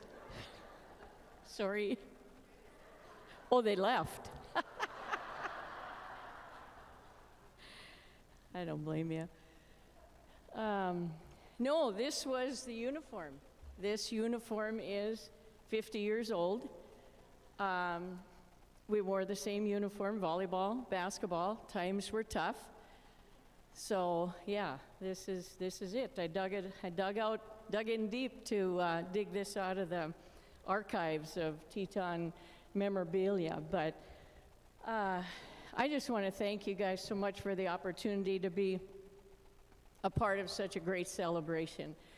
Hunter Berg, Christina, your staff, you've overdone yourself. You've just put on a great display, and there isn't any one of us here that hasn't just thoroughly enjoyed every minute of visiting, laughing, talking, reminiscing. Stories get better and better every year we tell them, and we just really appreciate everything you've done to put this together for us.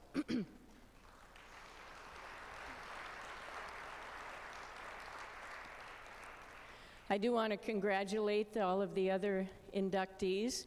It was kind of a surprise to get the volleyball. I guess I wasn't aware of that, so thank you. That was a nice surprise. But congratulations to the other inductees that are going to be awarded theirs here shortly.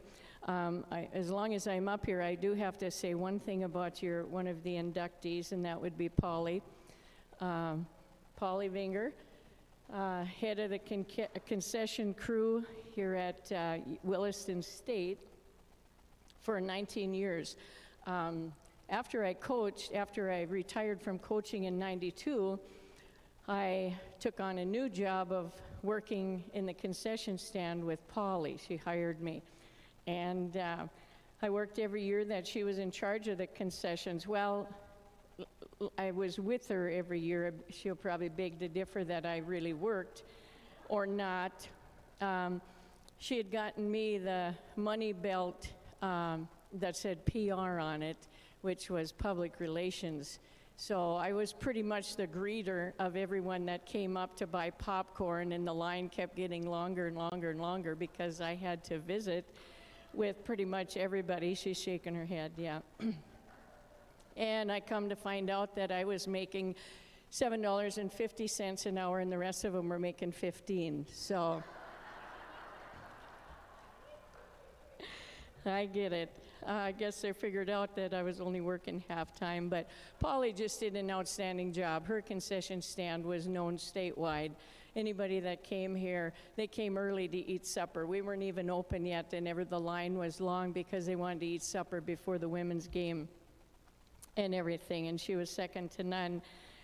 Very conscientious about what she did and spent endless hours trying to make it the best that it could be. And I just want to congratulate you, Paulie, one of my best friends, and thanks for not firing me.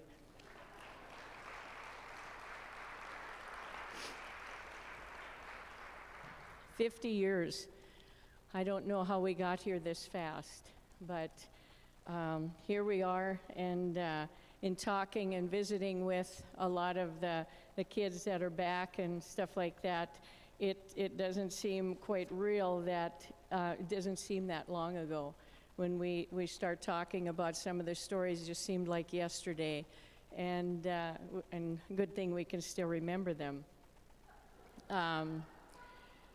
I know the best decision I ever made was to leave the farm. I never really wanted to leave the farm, but I did come to UND Williston, and never in a million years did I dream that I would be standing here today with all of the memories and the great times and the accomplishments of the past 50 years.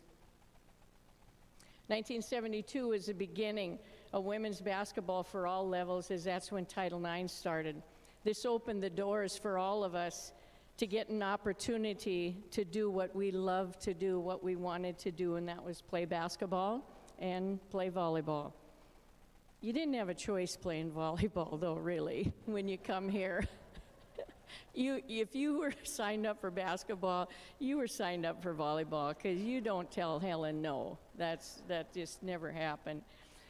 So with us playing, as was mentioned, only 1 year of high school and loving every minute of it, we were hungry for more. And that's what prompted Lori and I to walk into Mr. Rabon's office and talk him into putting this team together, and the rest is history. And what a history it is, what a history it has become. You know, the journey began not knowing where it would take us. We just knew we wanted to play, wanted to have a chance to play. 6-6 our first year, we didn't think we'd win a game. Third place the second year that we played was absolutely amazing. By beating UND, we were a branch of UND, the UNDW, and we not only beat them, we kicked them 45-29. And then for third place, we beat Minot 44-33. So that was a thrill as well for us. When Mr. Rabon said he would coach us, and I apologize, Sharon, that we did walk in his office and got him right back into coaching again. You thought you were going to have him at home to help with the kids, but we took care of that.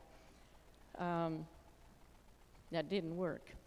To say we were rough around the edges is putting it mildly. That's an understatement. Rabon found a quote in the paper that he said, "We are almost completely lacking experience."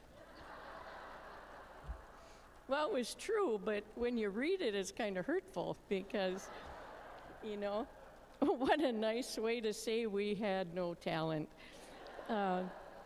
He also said one of the problems of coaching girls is just the opposite of boys. You don't have to get anyone up for the game. Our biggest problem is keeping everyone calm enough to play. And our practices consisted of nothing but fundamentals because we could do nothing, pass, shoot, dribble. We didn't know what we were doing. We were just out there and the yelling at us, the constant chant, as you've already mentioned and heard many times, 1, 2, 3, up, 1, 2, 3, up, brings back a little PTSD to all of us, I think. But we played hard and we gave it our all, and you know, at that time there wasn't much, but we did win some games. One thing at UND Williston as well that was really a big part of us was our WRA, which stands for Williston Recreation Association, and we were all members of that. Helen started that group, and we did everything with that organization, served suppers, did a lot of activities, and even with other schools. All the schools kind of had a WRA, and that was, Debbie Johnson, you mentioned something about that, where we remember the WRA as being a big part of our 2 years here at UND Williston, and going camping with Helen, and it was a lot of fun. You know, practices, we didn't have a lot of money. Like I said, we were lucky to get this uniform. Our practice jerseys were our one-piece, zip in the back, Fayed jumpsuits. That's what we practiced in, and it was not good, not good. We had hand-me-down jackets from the boys' team, and we thought we were really something. They didn't want them anymore, so we got them. The men now had to realize they had to share the gym. They had to share their locker room, in which there were a few close calls where the boys would come back down running into the locker room, forget something, and we're getting ready to shower and stuff, so some near accidents there. But little did we know that back in 1972, 70 through 74, what a mark this would make on women's basketball in the state of North Dakota and the entire nation. I was very fortunate that Mr. Rabon and Helen Overbo gave me the opportunity to come back to UND Williston. I was following in some mighty big footsteps, and I really had no idea what I was doing, none. But with both of them as my mentors, which I highly respected, I felt I had a chance. By the way, Mr. Rabon, we were lucky we got Rosie. After staying at their house that long, I think her dad was about ready to say, "You're going to Minot," or something. But Rabon had just retired from coaching and started the winning tradition of Lady Teton basketball. I was his assistant for 2 years, and then I took over for the next 14 years as a head coach. Well, let me restate that. I was never really totally the head coach because Mr. Rabon still went to every game, would discuss the game with me in between, halftime, after the game, listen to him give me tips on what to do, how to do it, and when to do it. So, plus he would keep me informed as to what my kids were doing off of the court. At Mom's house, in class, at Pop's house, and pretty much wherever they went. He would always, so it wasn't always me tracking you kids. It was, I had a little detective here that did most of it for me. I went to nationals as his assistant. I believe Sharon and I took turns sitting on a metal folding chair for 1,000 miles down to Kansas City and 1,000 miles back, right, Sharon? Pretty uncomfortable. The team, I must have been the odd man out because I had to share a room with Janet Gunlickson and some of her crew. So those 4 kids got to bed. I slept on the floor for a week at nationals. So, I guess the budget was pretty tight and, must have been pretty tough. And maybe Lester Olson had gotten a hold of Mr. Rabon and said, "We don't have any more money for another room." So, I'm not sure it wasn't budgeted for the trip. But did I complain? No. Did anybody complain? No. We were just absolutely thrilled to be there. And that tournament instilled in me a desire to go back there and give my teams that same experience that those teams of Mr. Raybon's had experienced, and we did. The price of success is work, hard work, and our athletes found out how true that was. Our athletes worked hard, and they will tell you, they're all shaking their heads like this, they worked hard. They had to, because the competition on our own court in this very gym was tough. We got better because we practiced against great athletes. We played against some great athletes, but every day at practice, we practiced against great athletes. I had the best seat in the house. I got to watch them every day at practice. Amazing, amazing basketball. I got to see them play in every single game, and it was just such a thrill to watch these girls get better and improve their skills at every game that we played.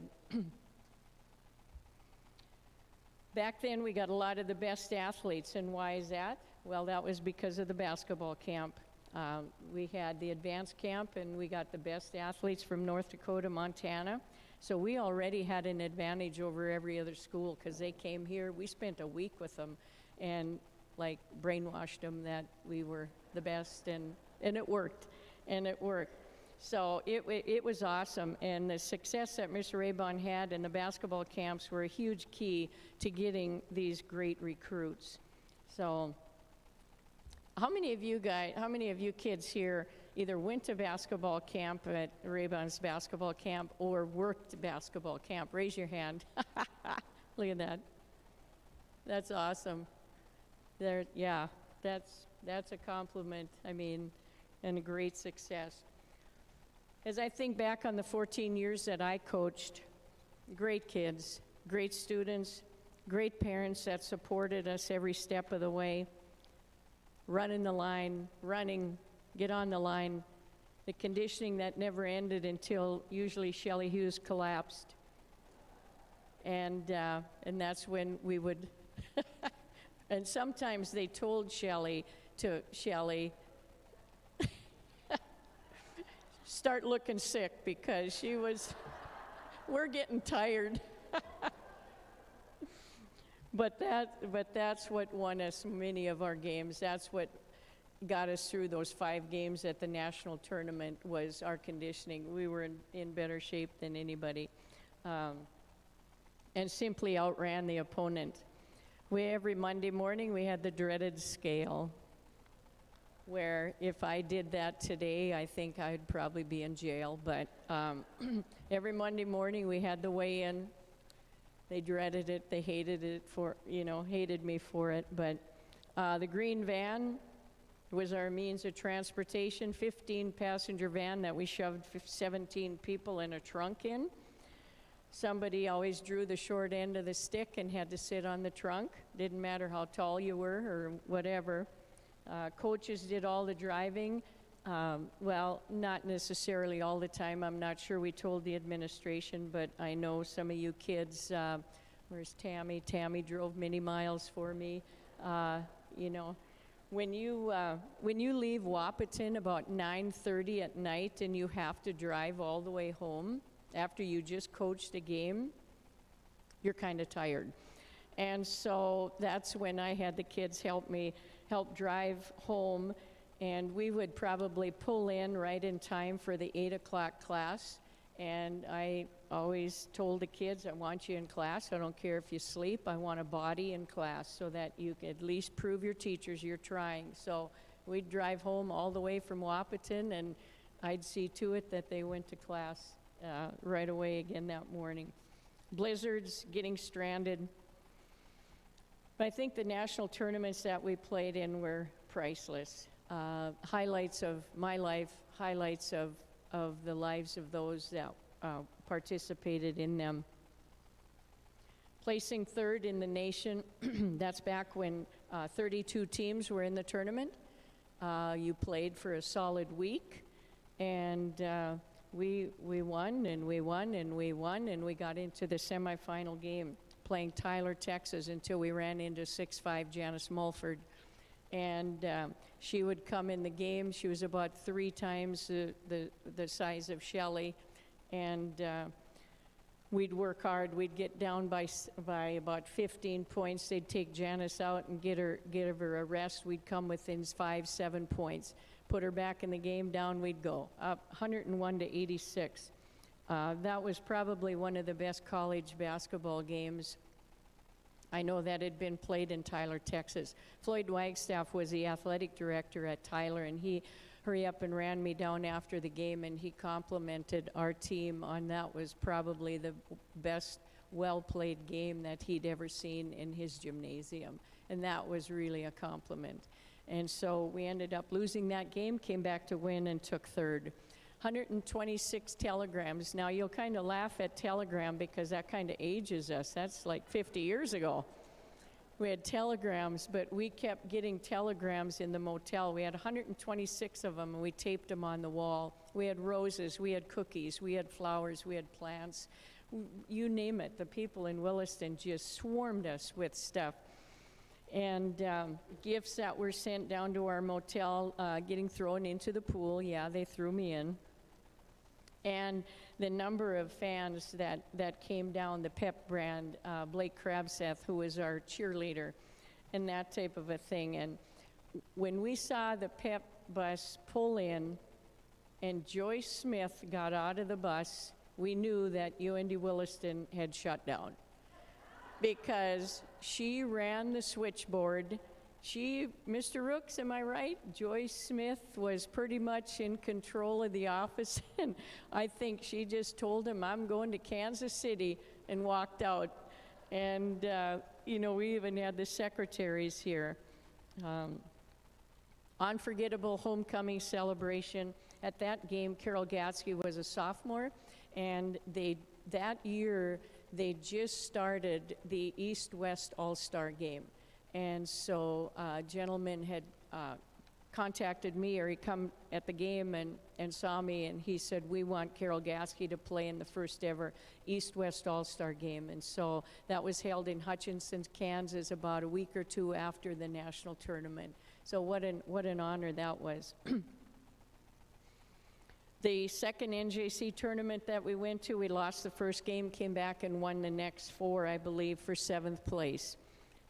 Jean Royce and Shelley Hughes were named to the NJCAA All-Star game that year. So we had back-to-back athletes on that All-Americans All-Tournament team.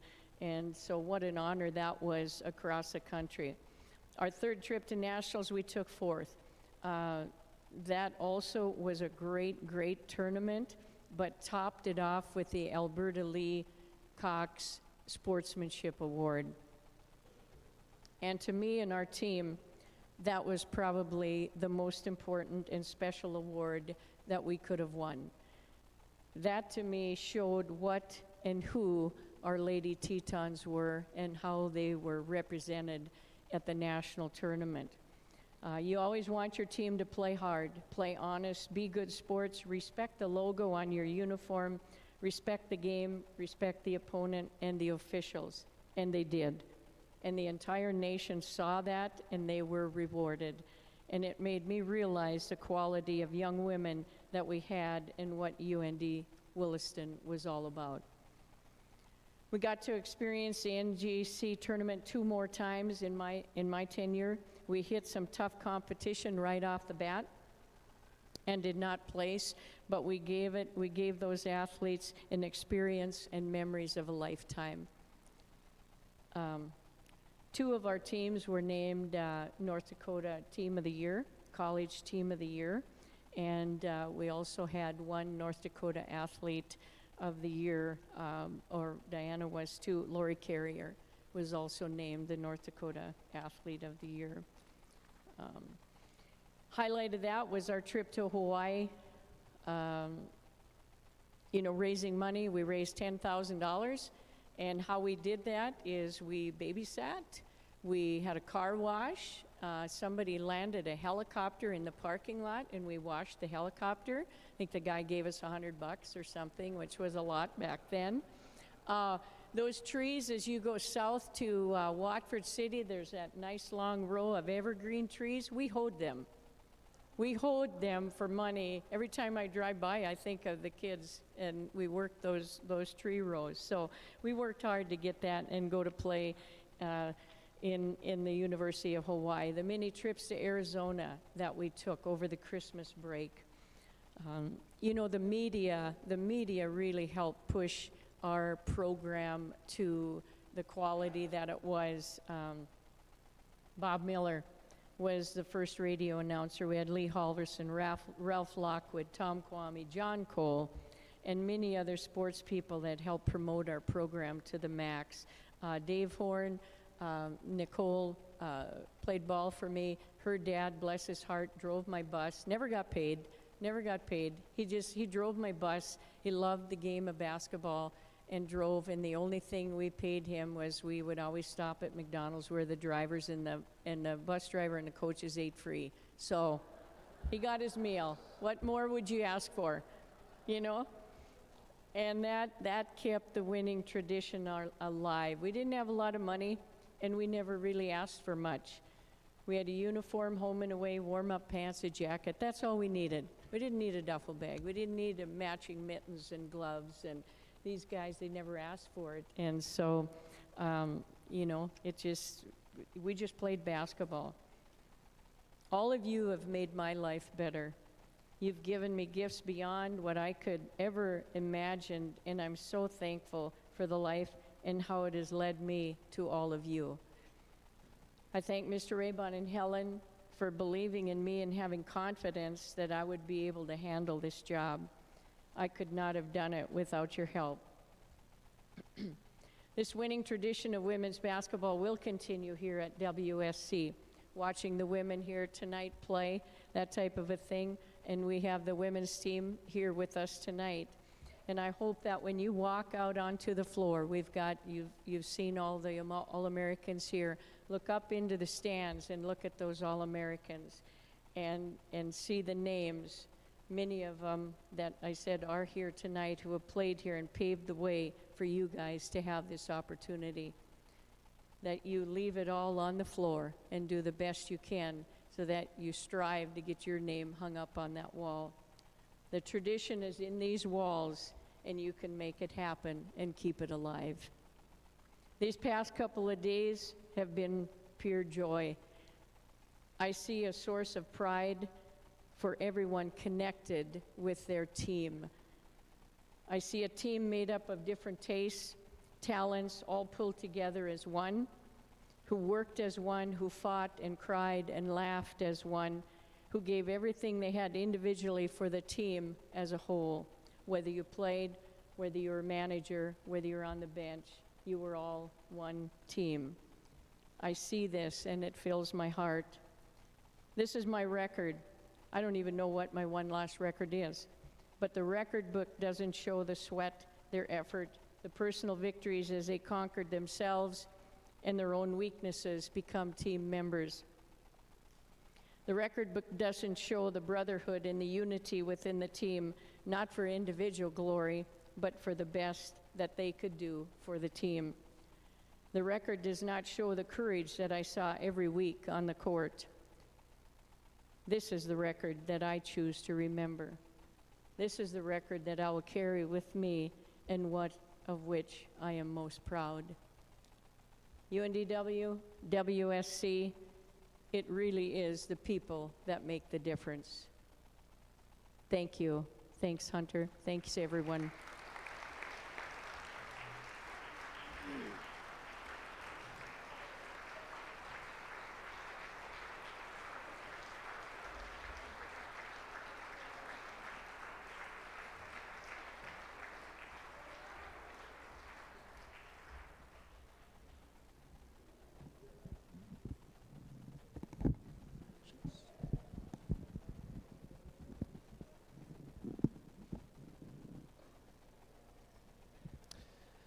Thanks, Penny.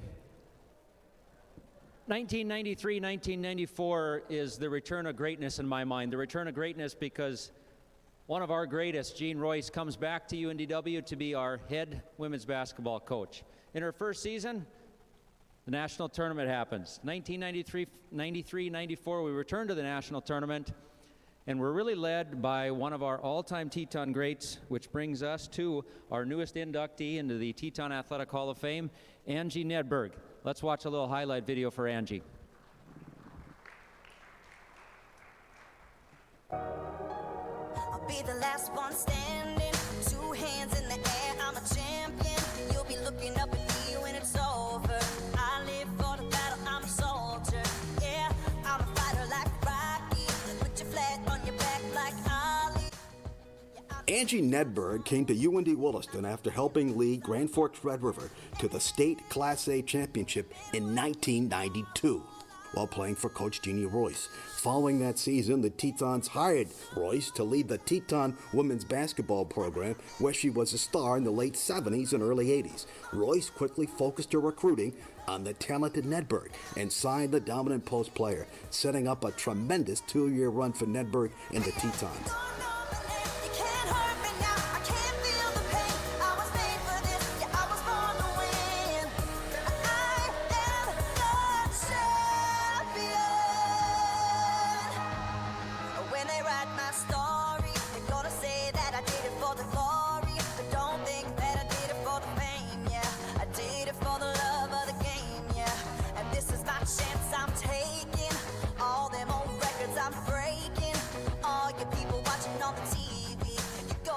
Nedberg's freshman campaign was one that like nobody had ever seen coming.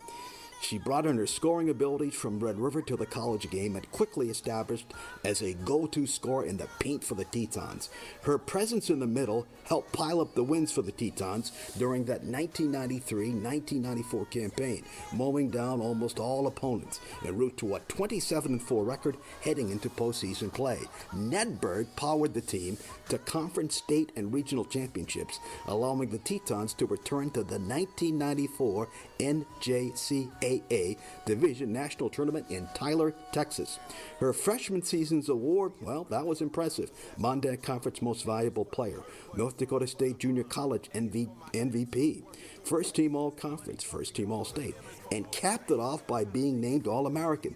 Nedberg averaged 20 points per game, shooting over 50% from the field. Did it from the heart, crushing the competition, been doing it from the start. They say that every champion is all about his principles. The sophomore season for Angie Nedberg continued with the torrid pace of scoring. Though teams constantly focused on slowing down the talented Nedberg, she still managed to maintain her scoring average at 20 points per game. As the season progressed, the career scoring record for Tetons became Nedberg's, and she repeated her individual honors, earning all-conference, all-region honors, and repeating as an All-American selection. Angie Nedberg, one of the all-time great scorers in Teton basketball history and a member of the Teton Athletic Hall of Fame.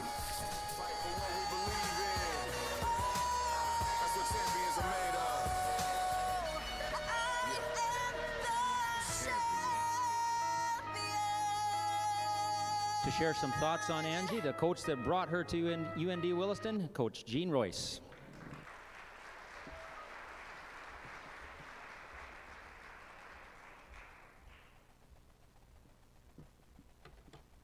Hi, girls.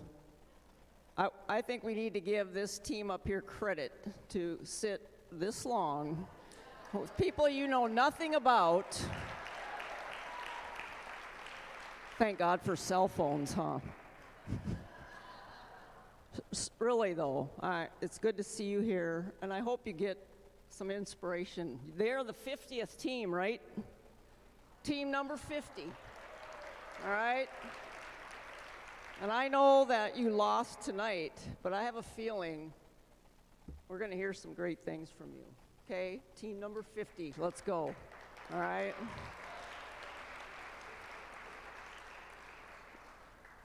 And just to comment quick, Shelly and I, got a lot of, but it's our teammates around us. We had a good team. Angie, we had a good team.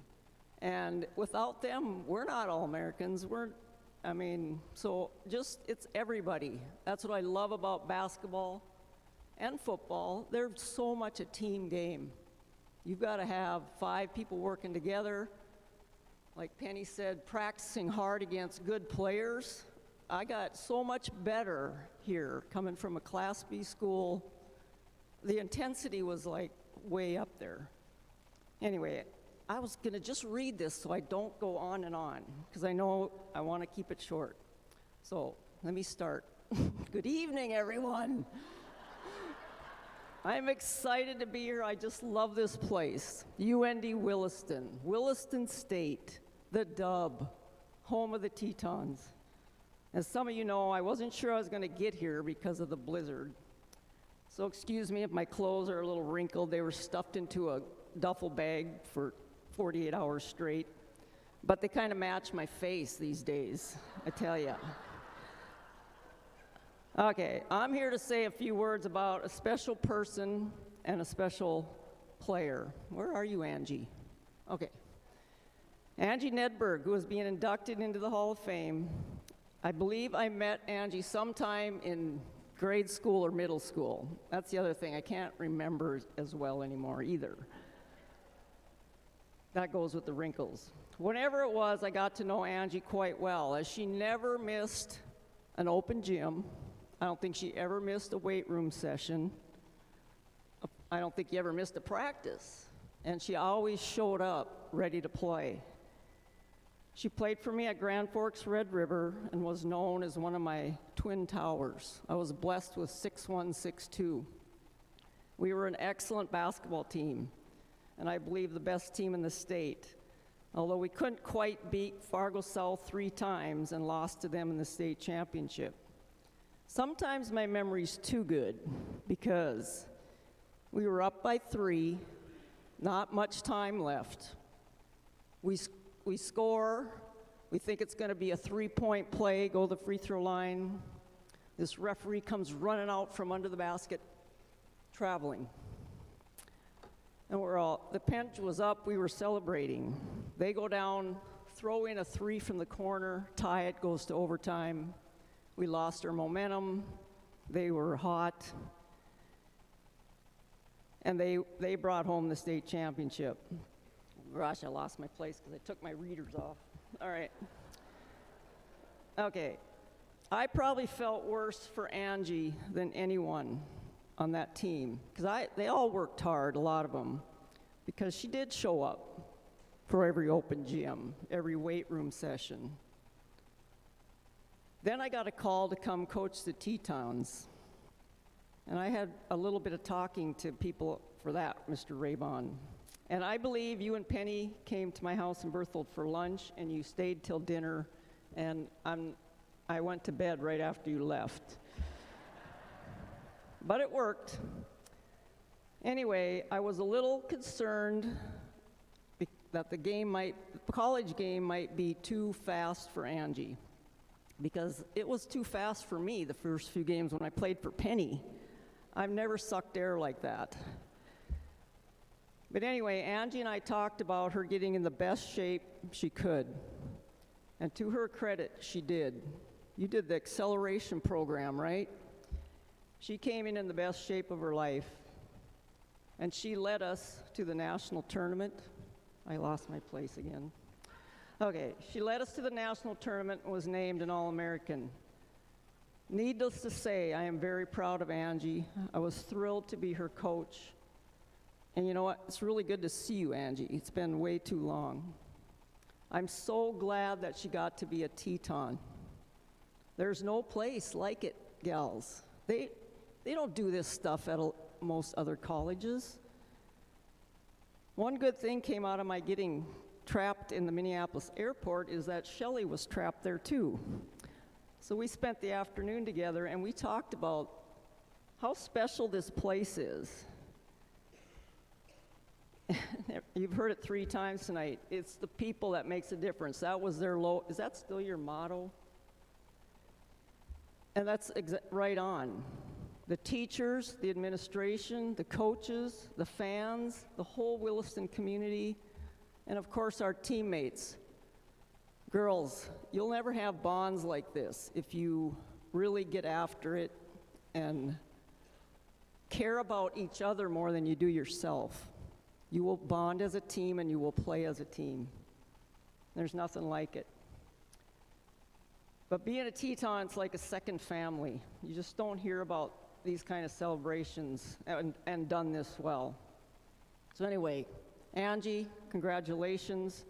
And to all the others being inducted tonight, Hunter and all of you that prepared this is awesome.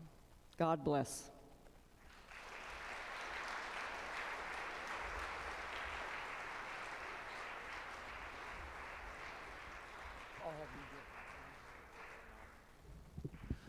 Okay, little backstory here. 1993-94 team gets inducted into the Teton Athletic Hall of Fame about, I think it was 3.5 or 4 years ago.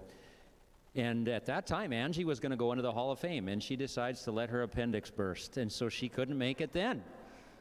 And today I texted her, I said, hey, are your travels going okay? Yes, I'll be there. 25 minutes later, I get a text. My rental car is broke down between Berthold and Burlington. I said, well, let me know if I need to come out and get you a ride. But she made it, and we're glad to have her here. Angie Nedberg, our newest member of the Teton Athletic Hall of Fame.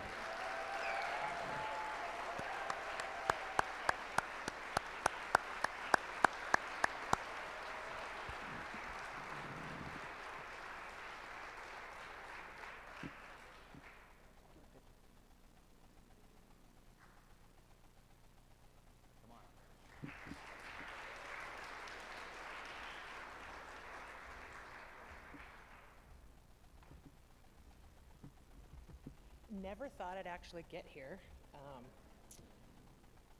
So I feel like this has come full circle, and my table's already heard this, so sorry. But my speech teacher, my freshman year, Mr. White, Jack White, yes, Mr. White, I never got through a speech. But he was a big women's basketball fan, so I'm not saying, you know, that might have been right, but I did all the work. I just started laughing and never finished one speech. It was actually a joke. Misty was one of my teammates, Germanson, and the people that weren't in my class would come and look through the window and make it worse, and I would just lose it. So I hope I do better tonight for you. All right. So I enjoyed my time here.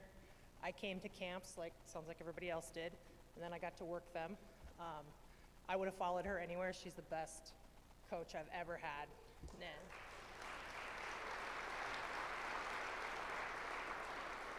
And I believe it was elementary school that I had, my grandfather was Dick Winger, who was a Hall of Fame coach, and the Wingers are from around here. We got one going in tonight too, Paulie, so kind of a relation, I suppose. But she's a better human being, and you guys all know that, and I wish we would have had one more year together, but that freshman year was fun, so was the sophomore year, and I love it here. I haven't been here for 28 years, and I met with Ashley DeMel this morning for breakfast in Minot, one of my teammates, and we were laughing. She got kicked out of a game at Nationals. I don't even remember that.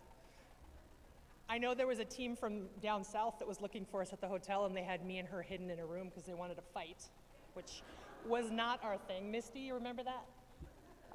Yeah, I'm like, okay. But yeah, we all remember different things, but I do know that I had a good time, and I hope you guys do too. So, thank you.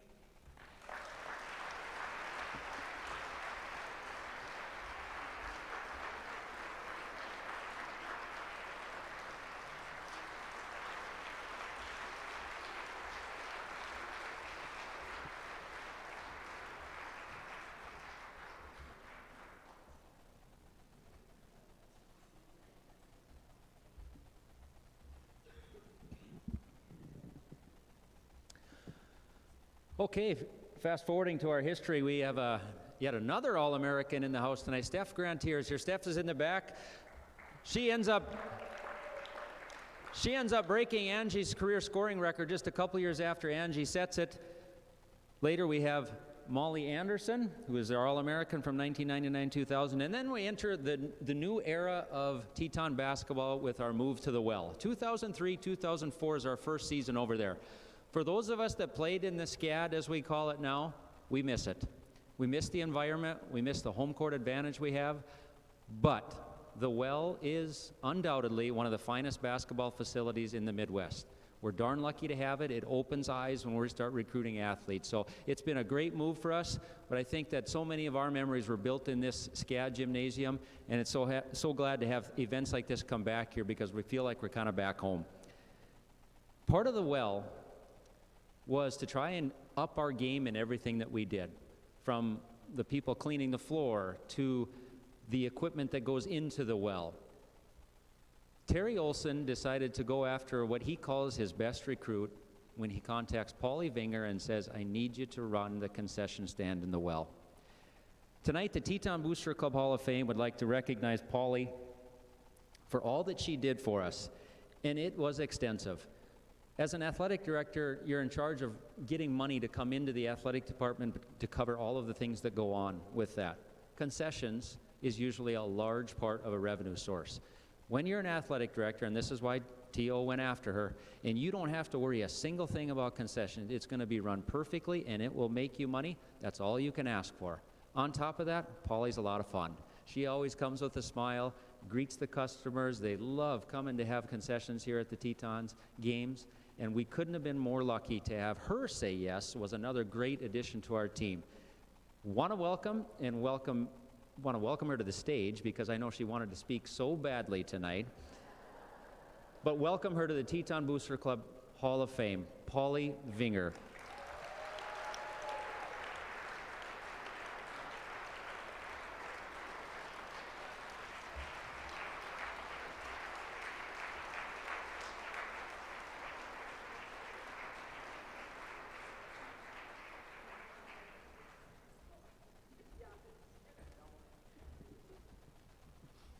Okay.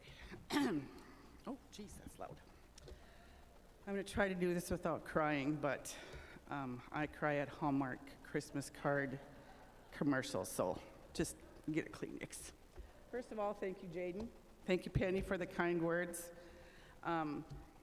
It's been a lot of fun. I really have enjoyed every minute of my time down in the well. For those of you that know me, I'm rarely left speechless, but when Hunter called me and said they wanted to induct me to the Teton Booster Club Hall of Fame, I was just that. I did have to call back twice to make sure he had the right person.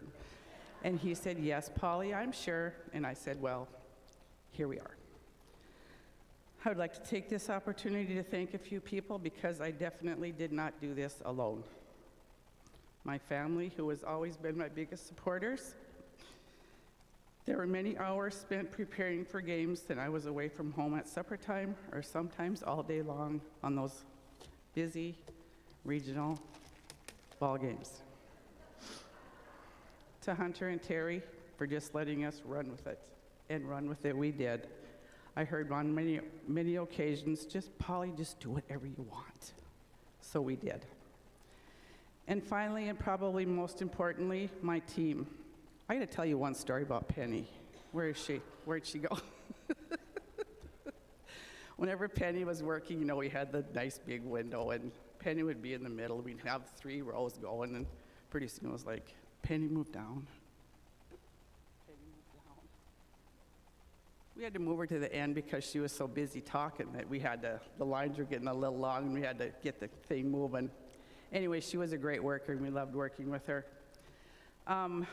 Like I told Hunter, it wasn't just me. There's no way we would have been so successful without each and every one of them and their dedication to us. During the busy days, we would have up to 9 people working, and most of us came from our real jobs. But they were always there when I called, and we managed to make fun and had a lot of good times.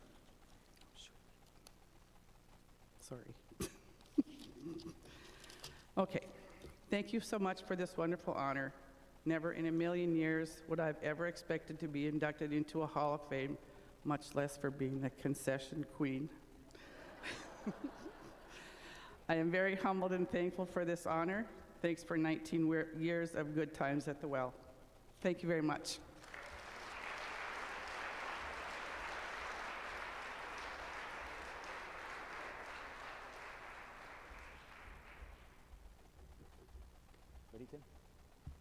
Presenting Paulie's award as an inductee into the Teton Booster Club Hall of Fame is Booster Club member Tim Bishop.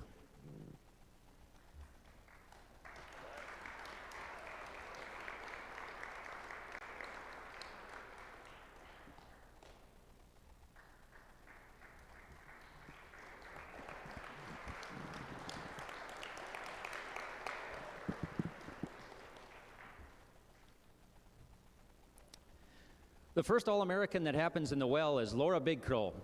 And I had the pleasure of coaching Laura, and she was to be inducted into the Hall of Fame this evening, but could not make the trip. So we'll just skip on by her. And then we get Amber Adams out of Minot High School as the next All-American. But then we get a coach that brought us to another national tournament, 2009-2010. Tom Selsley came from Watford City High School after having a legendary high school coaching career and got us back to the place that we wanted to be, and that was in the tournament. Paige Anderson repeats doesn't repeat, but she is a sister to Molly Anderson, remains the only two sister All-Americans we've ever had at the college. And then we get back to the national tournament again in 2012-2013 under the direction of, as we mentioned, Luann Axelson. This is a fantastic squad with not one, but two All-Americans. Jasmine Robinson, who was a third-team selection, I believe, and also Maggie Lorenz, who is here today. Thanks for coming today, Maggie. We appreciate it.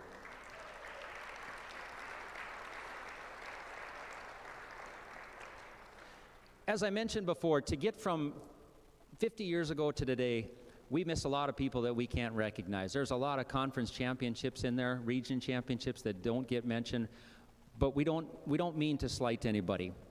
But I can tell you this, we're in good hands today. Bill Triplett joined our staff a couple years ago. Year number 2, I believe, was last year, and gets us into the regional championship game.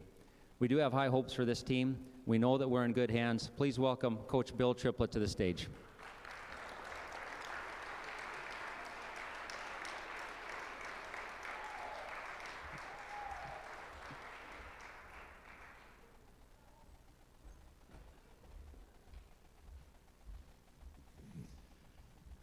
Welcome, everybody, and first thing I would really like to say, you know, Paulie was saying about she's a crier and stuff. This is totally awesome, and it reminds me of that movie, A League of Their Own, you know, Dottie and Kit, mule, nag, and then at the end of the movie, you know, 50 years later, you know, they were baseball players, not basketball, but for those years to go by, and to see all you people here, I remember those teams. I'm a pretty old guy, and I remember Williston State when they started basketball, and I know some of you people, and the foundation that you've laid for this crew here is awesome. You know, that we practice here in the SCAD once or twice a week when there's conflicts and stuff, but we have a beautiful facility over there in the well, and I just think that the support through the years, you people are very, very important to us.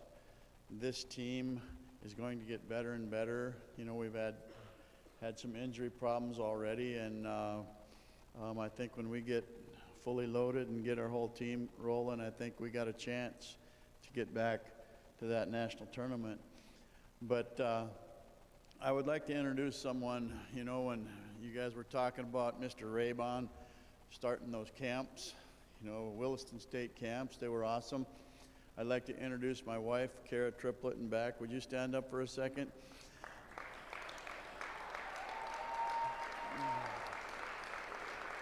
She was elbowing me back there and telling me, you know, I went to 6 of those camps. She was a Bainville Bulldog, and she just loved the Williston State camp, and I've heard stories about it time and time again. And you know, I coached at Minot State for 10 years, and Paige Anderson recruited her and signed her, and Christine Miller sitting over here from Newtown. Chris, give us a wave. She's an awesome player, awesome person. When I graduated from college at Minot State, my first job was at Starkweather, North Dakota, and I coached Naomi Anderson. And she's a little sister, and she was a heck of a player as well. But there's so many connections. When you get as old as I am, you know, you have so many connections through the years. And like, you know, Tammy Jacobson sitting back there, I still have a bone to pick with you for not sending your daughter to the Tetons. Her daughter is a star player at MSU Billings, Division II, you know, and stuff. But there's so many connections and so many people for this. For me to have this job is just, it's so much fun. And I'll tell you one thing about this team right down here. Last year, you know, we we came a long ways during the season, and after Christmas, I think they won 14 or 15 in a row and won the first playoff game, won their second playoff game. We got beaten in the regional championship, but every player on that team last year was either on the president's list or the dean's list.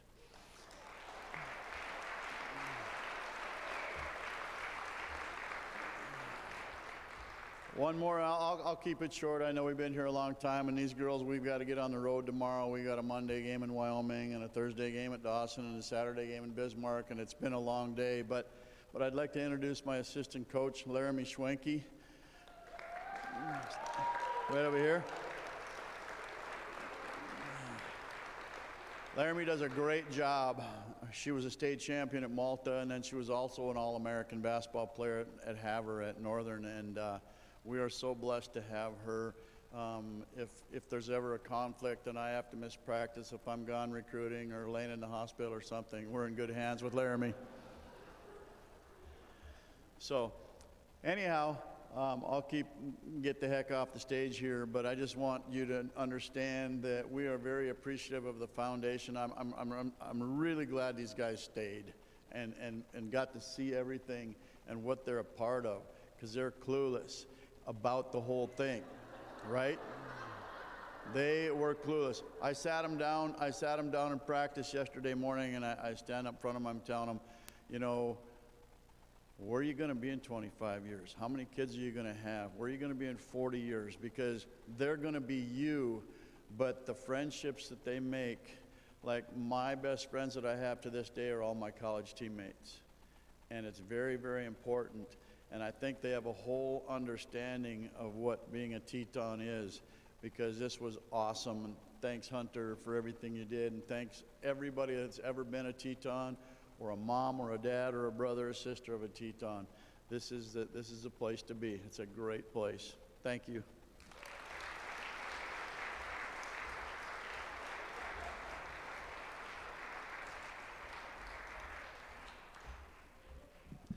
Just to get a couple reflections from some very important people that have been with us a long time. They didn't step on the floor, but they were certainly part of our program. We're going to start with Mr. John Cole. John?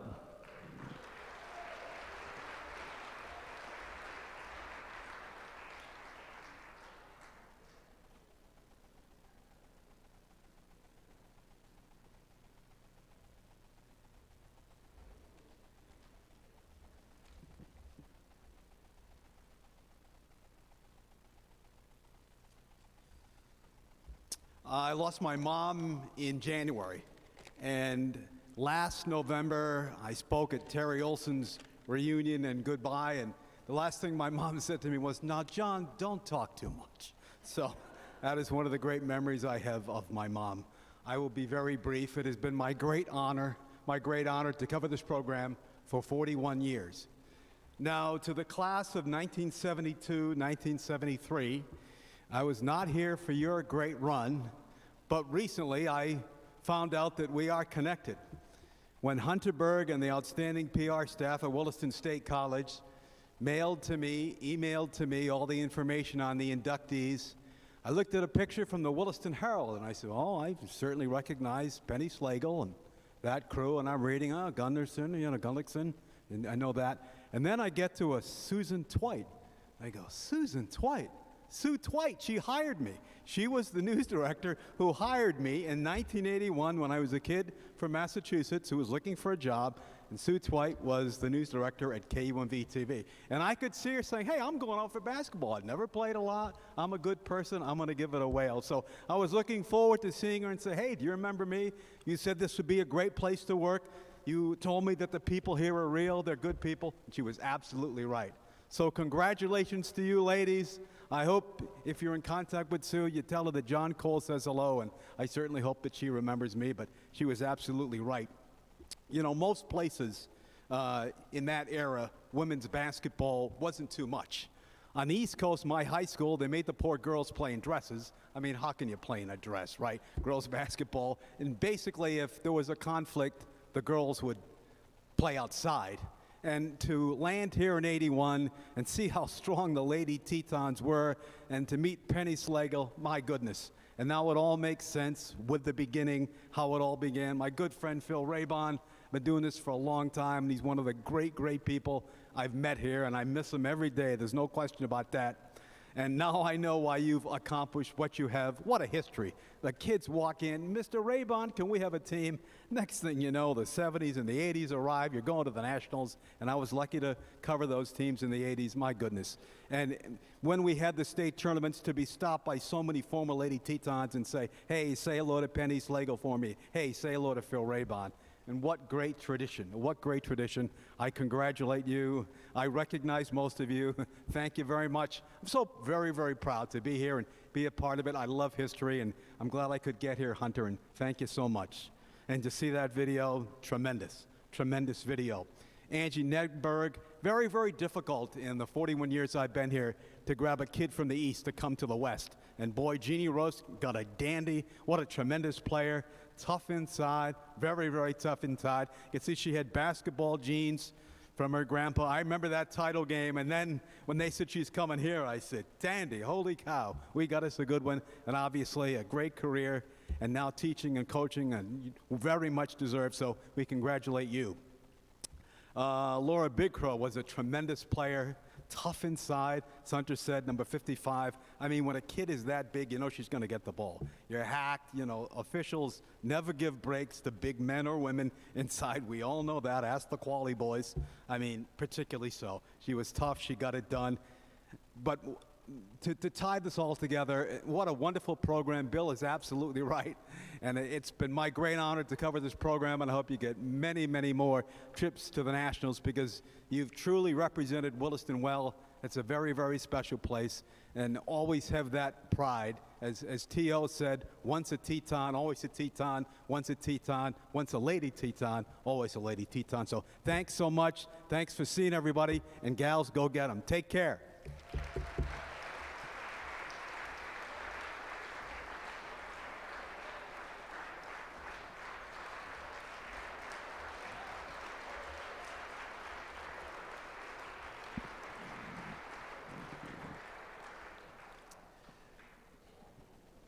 John truly does deserve a standing ovation. He has covered Teton so well, done a great job, and you know, every time we do the Hall of Fame, he's the first person I try to get a hold of because he has all such great footage and makes us do a great job here at the college. You know, my second looking back person was Terry Olson. I asked Coach to come and talk about the Lady Tetons and the Tetons women's basketball program.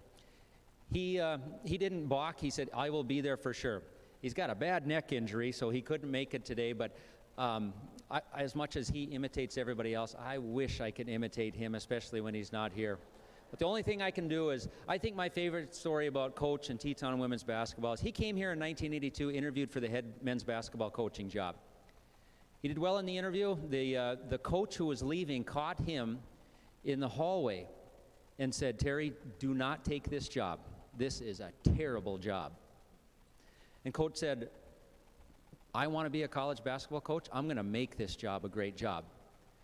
And I asked him why he thought he could. He said part of it, he was just so darn confident in himself and he wanted a chance. But the other part was what had been done by our women's basketball program. How can a coach tell him that it can't be done here and the women's program is doing everything that is doing? So a side note to the success of the Teton women's basketball program is when Terry Olson came here and elevated our men's basketball program, part of that responsibility lies in the fact that our women's basketball program was so darn good, he knew it could be done here. And for that, we all owe the women's basketball program a great deal of thanks. So thanks for doing that.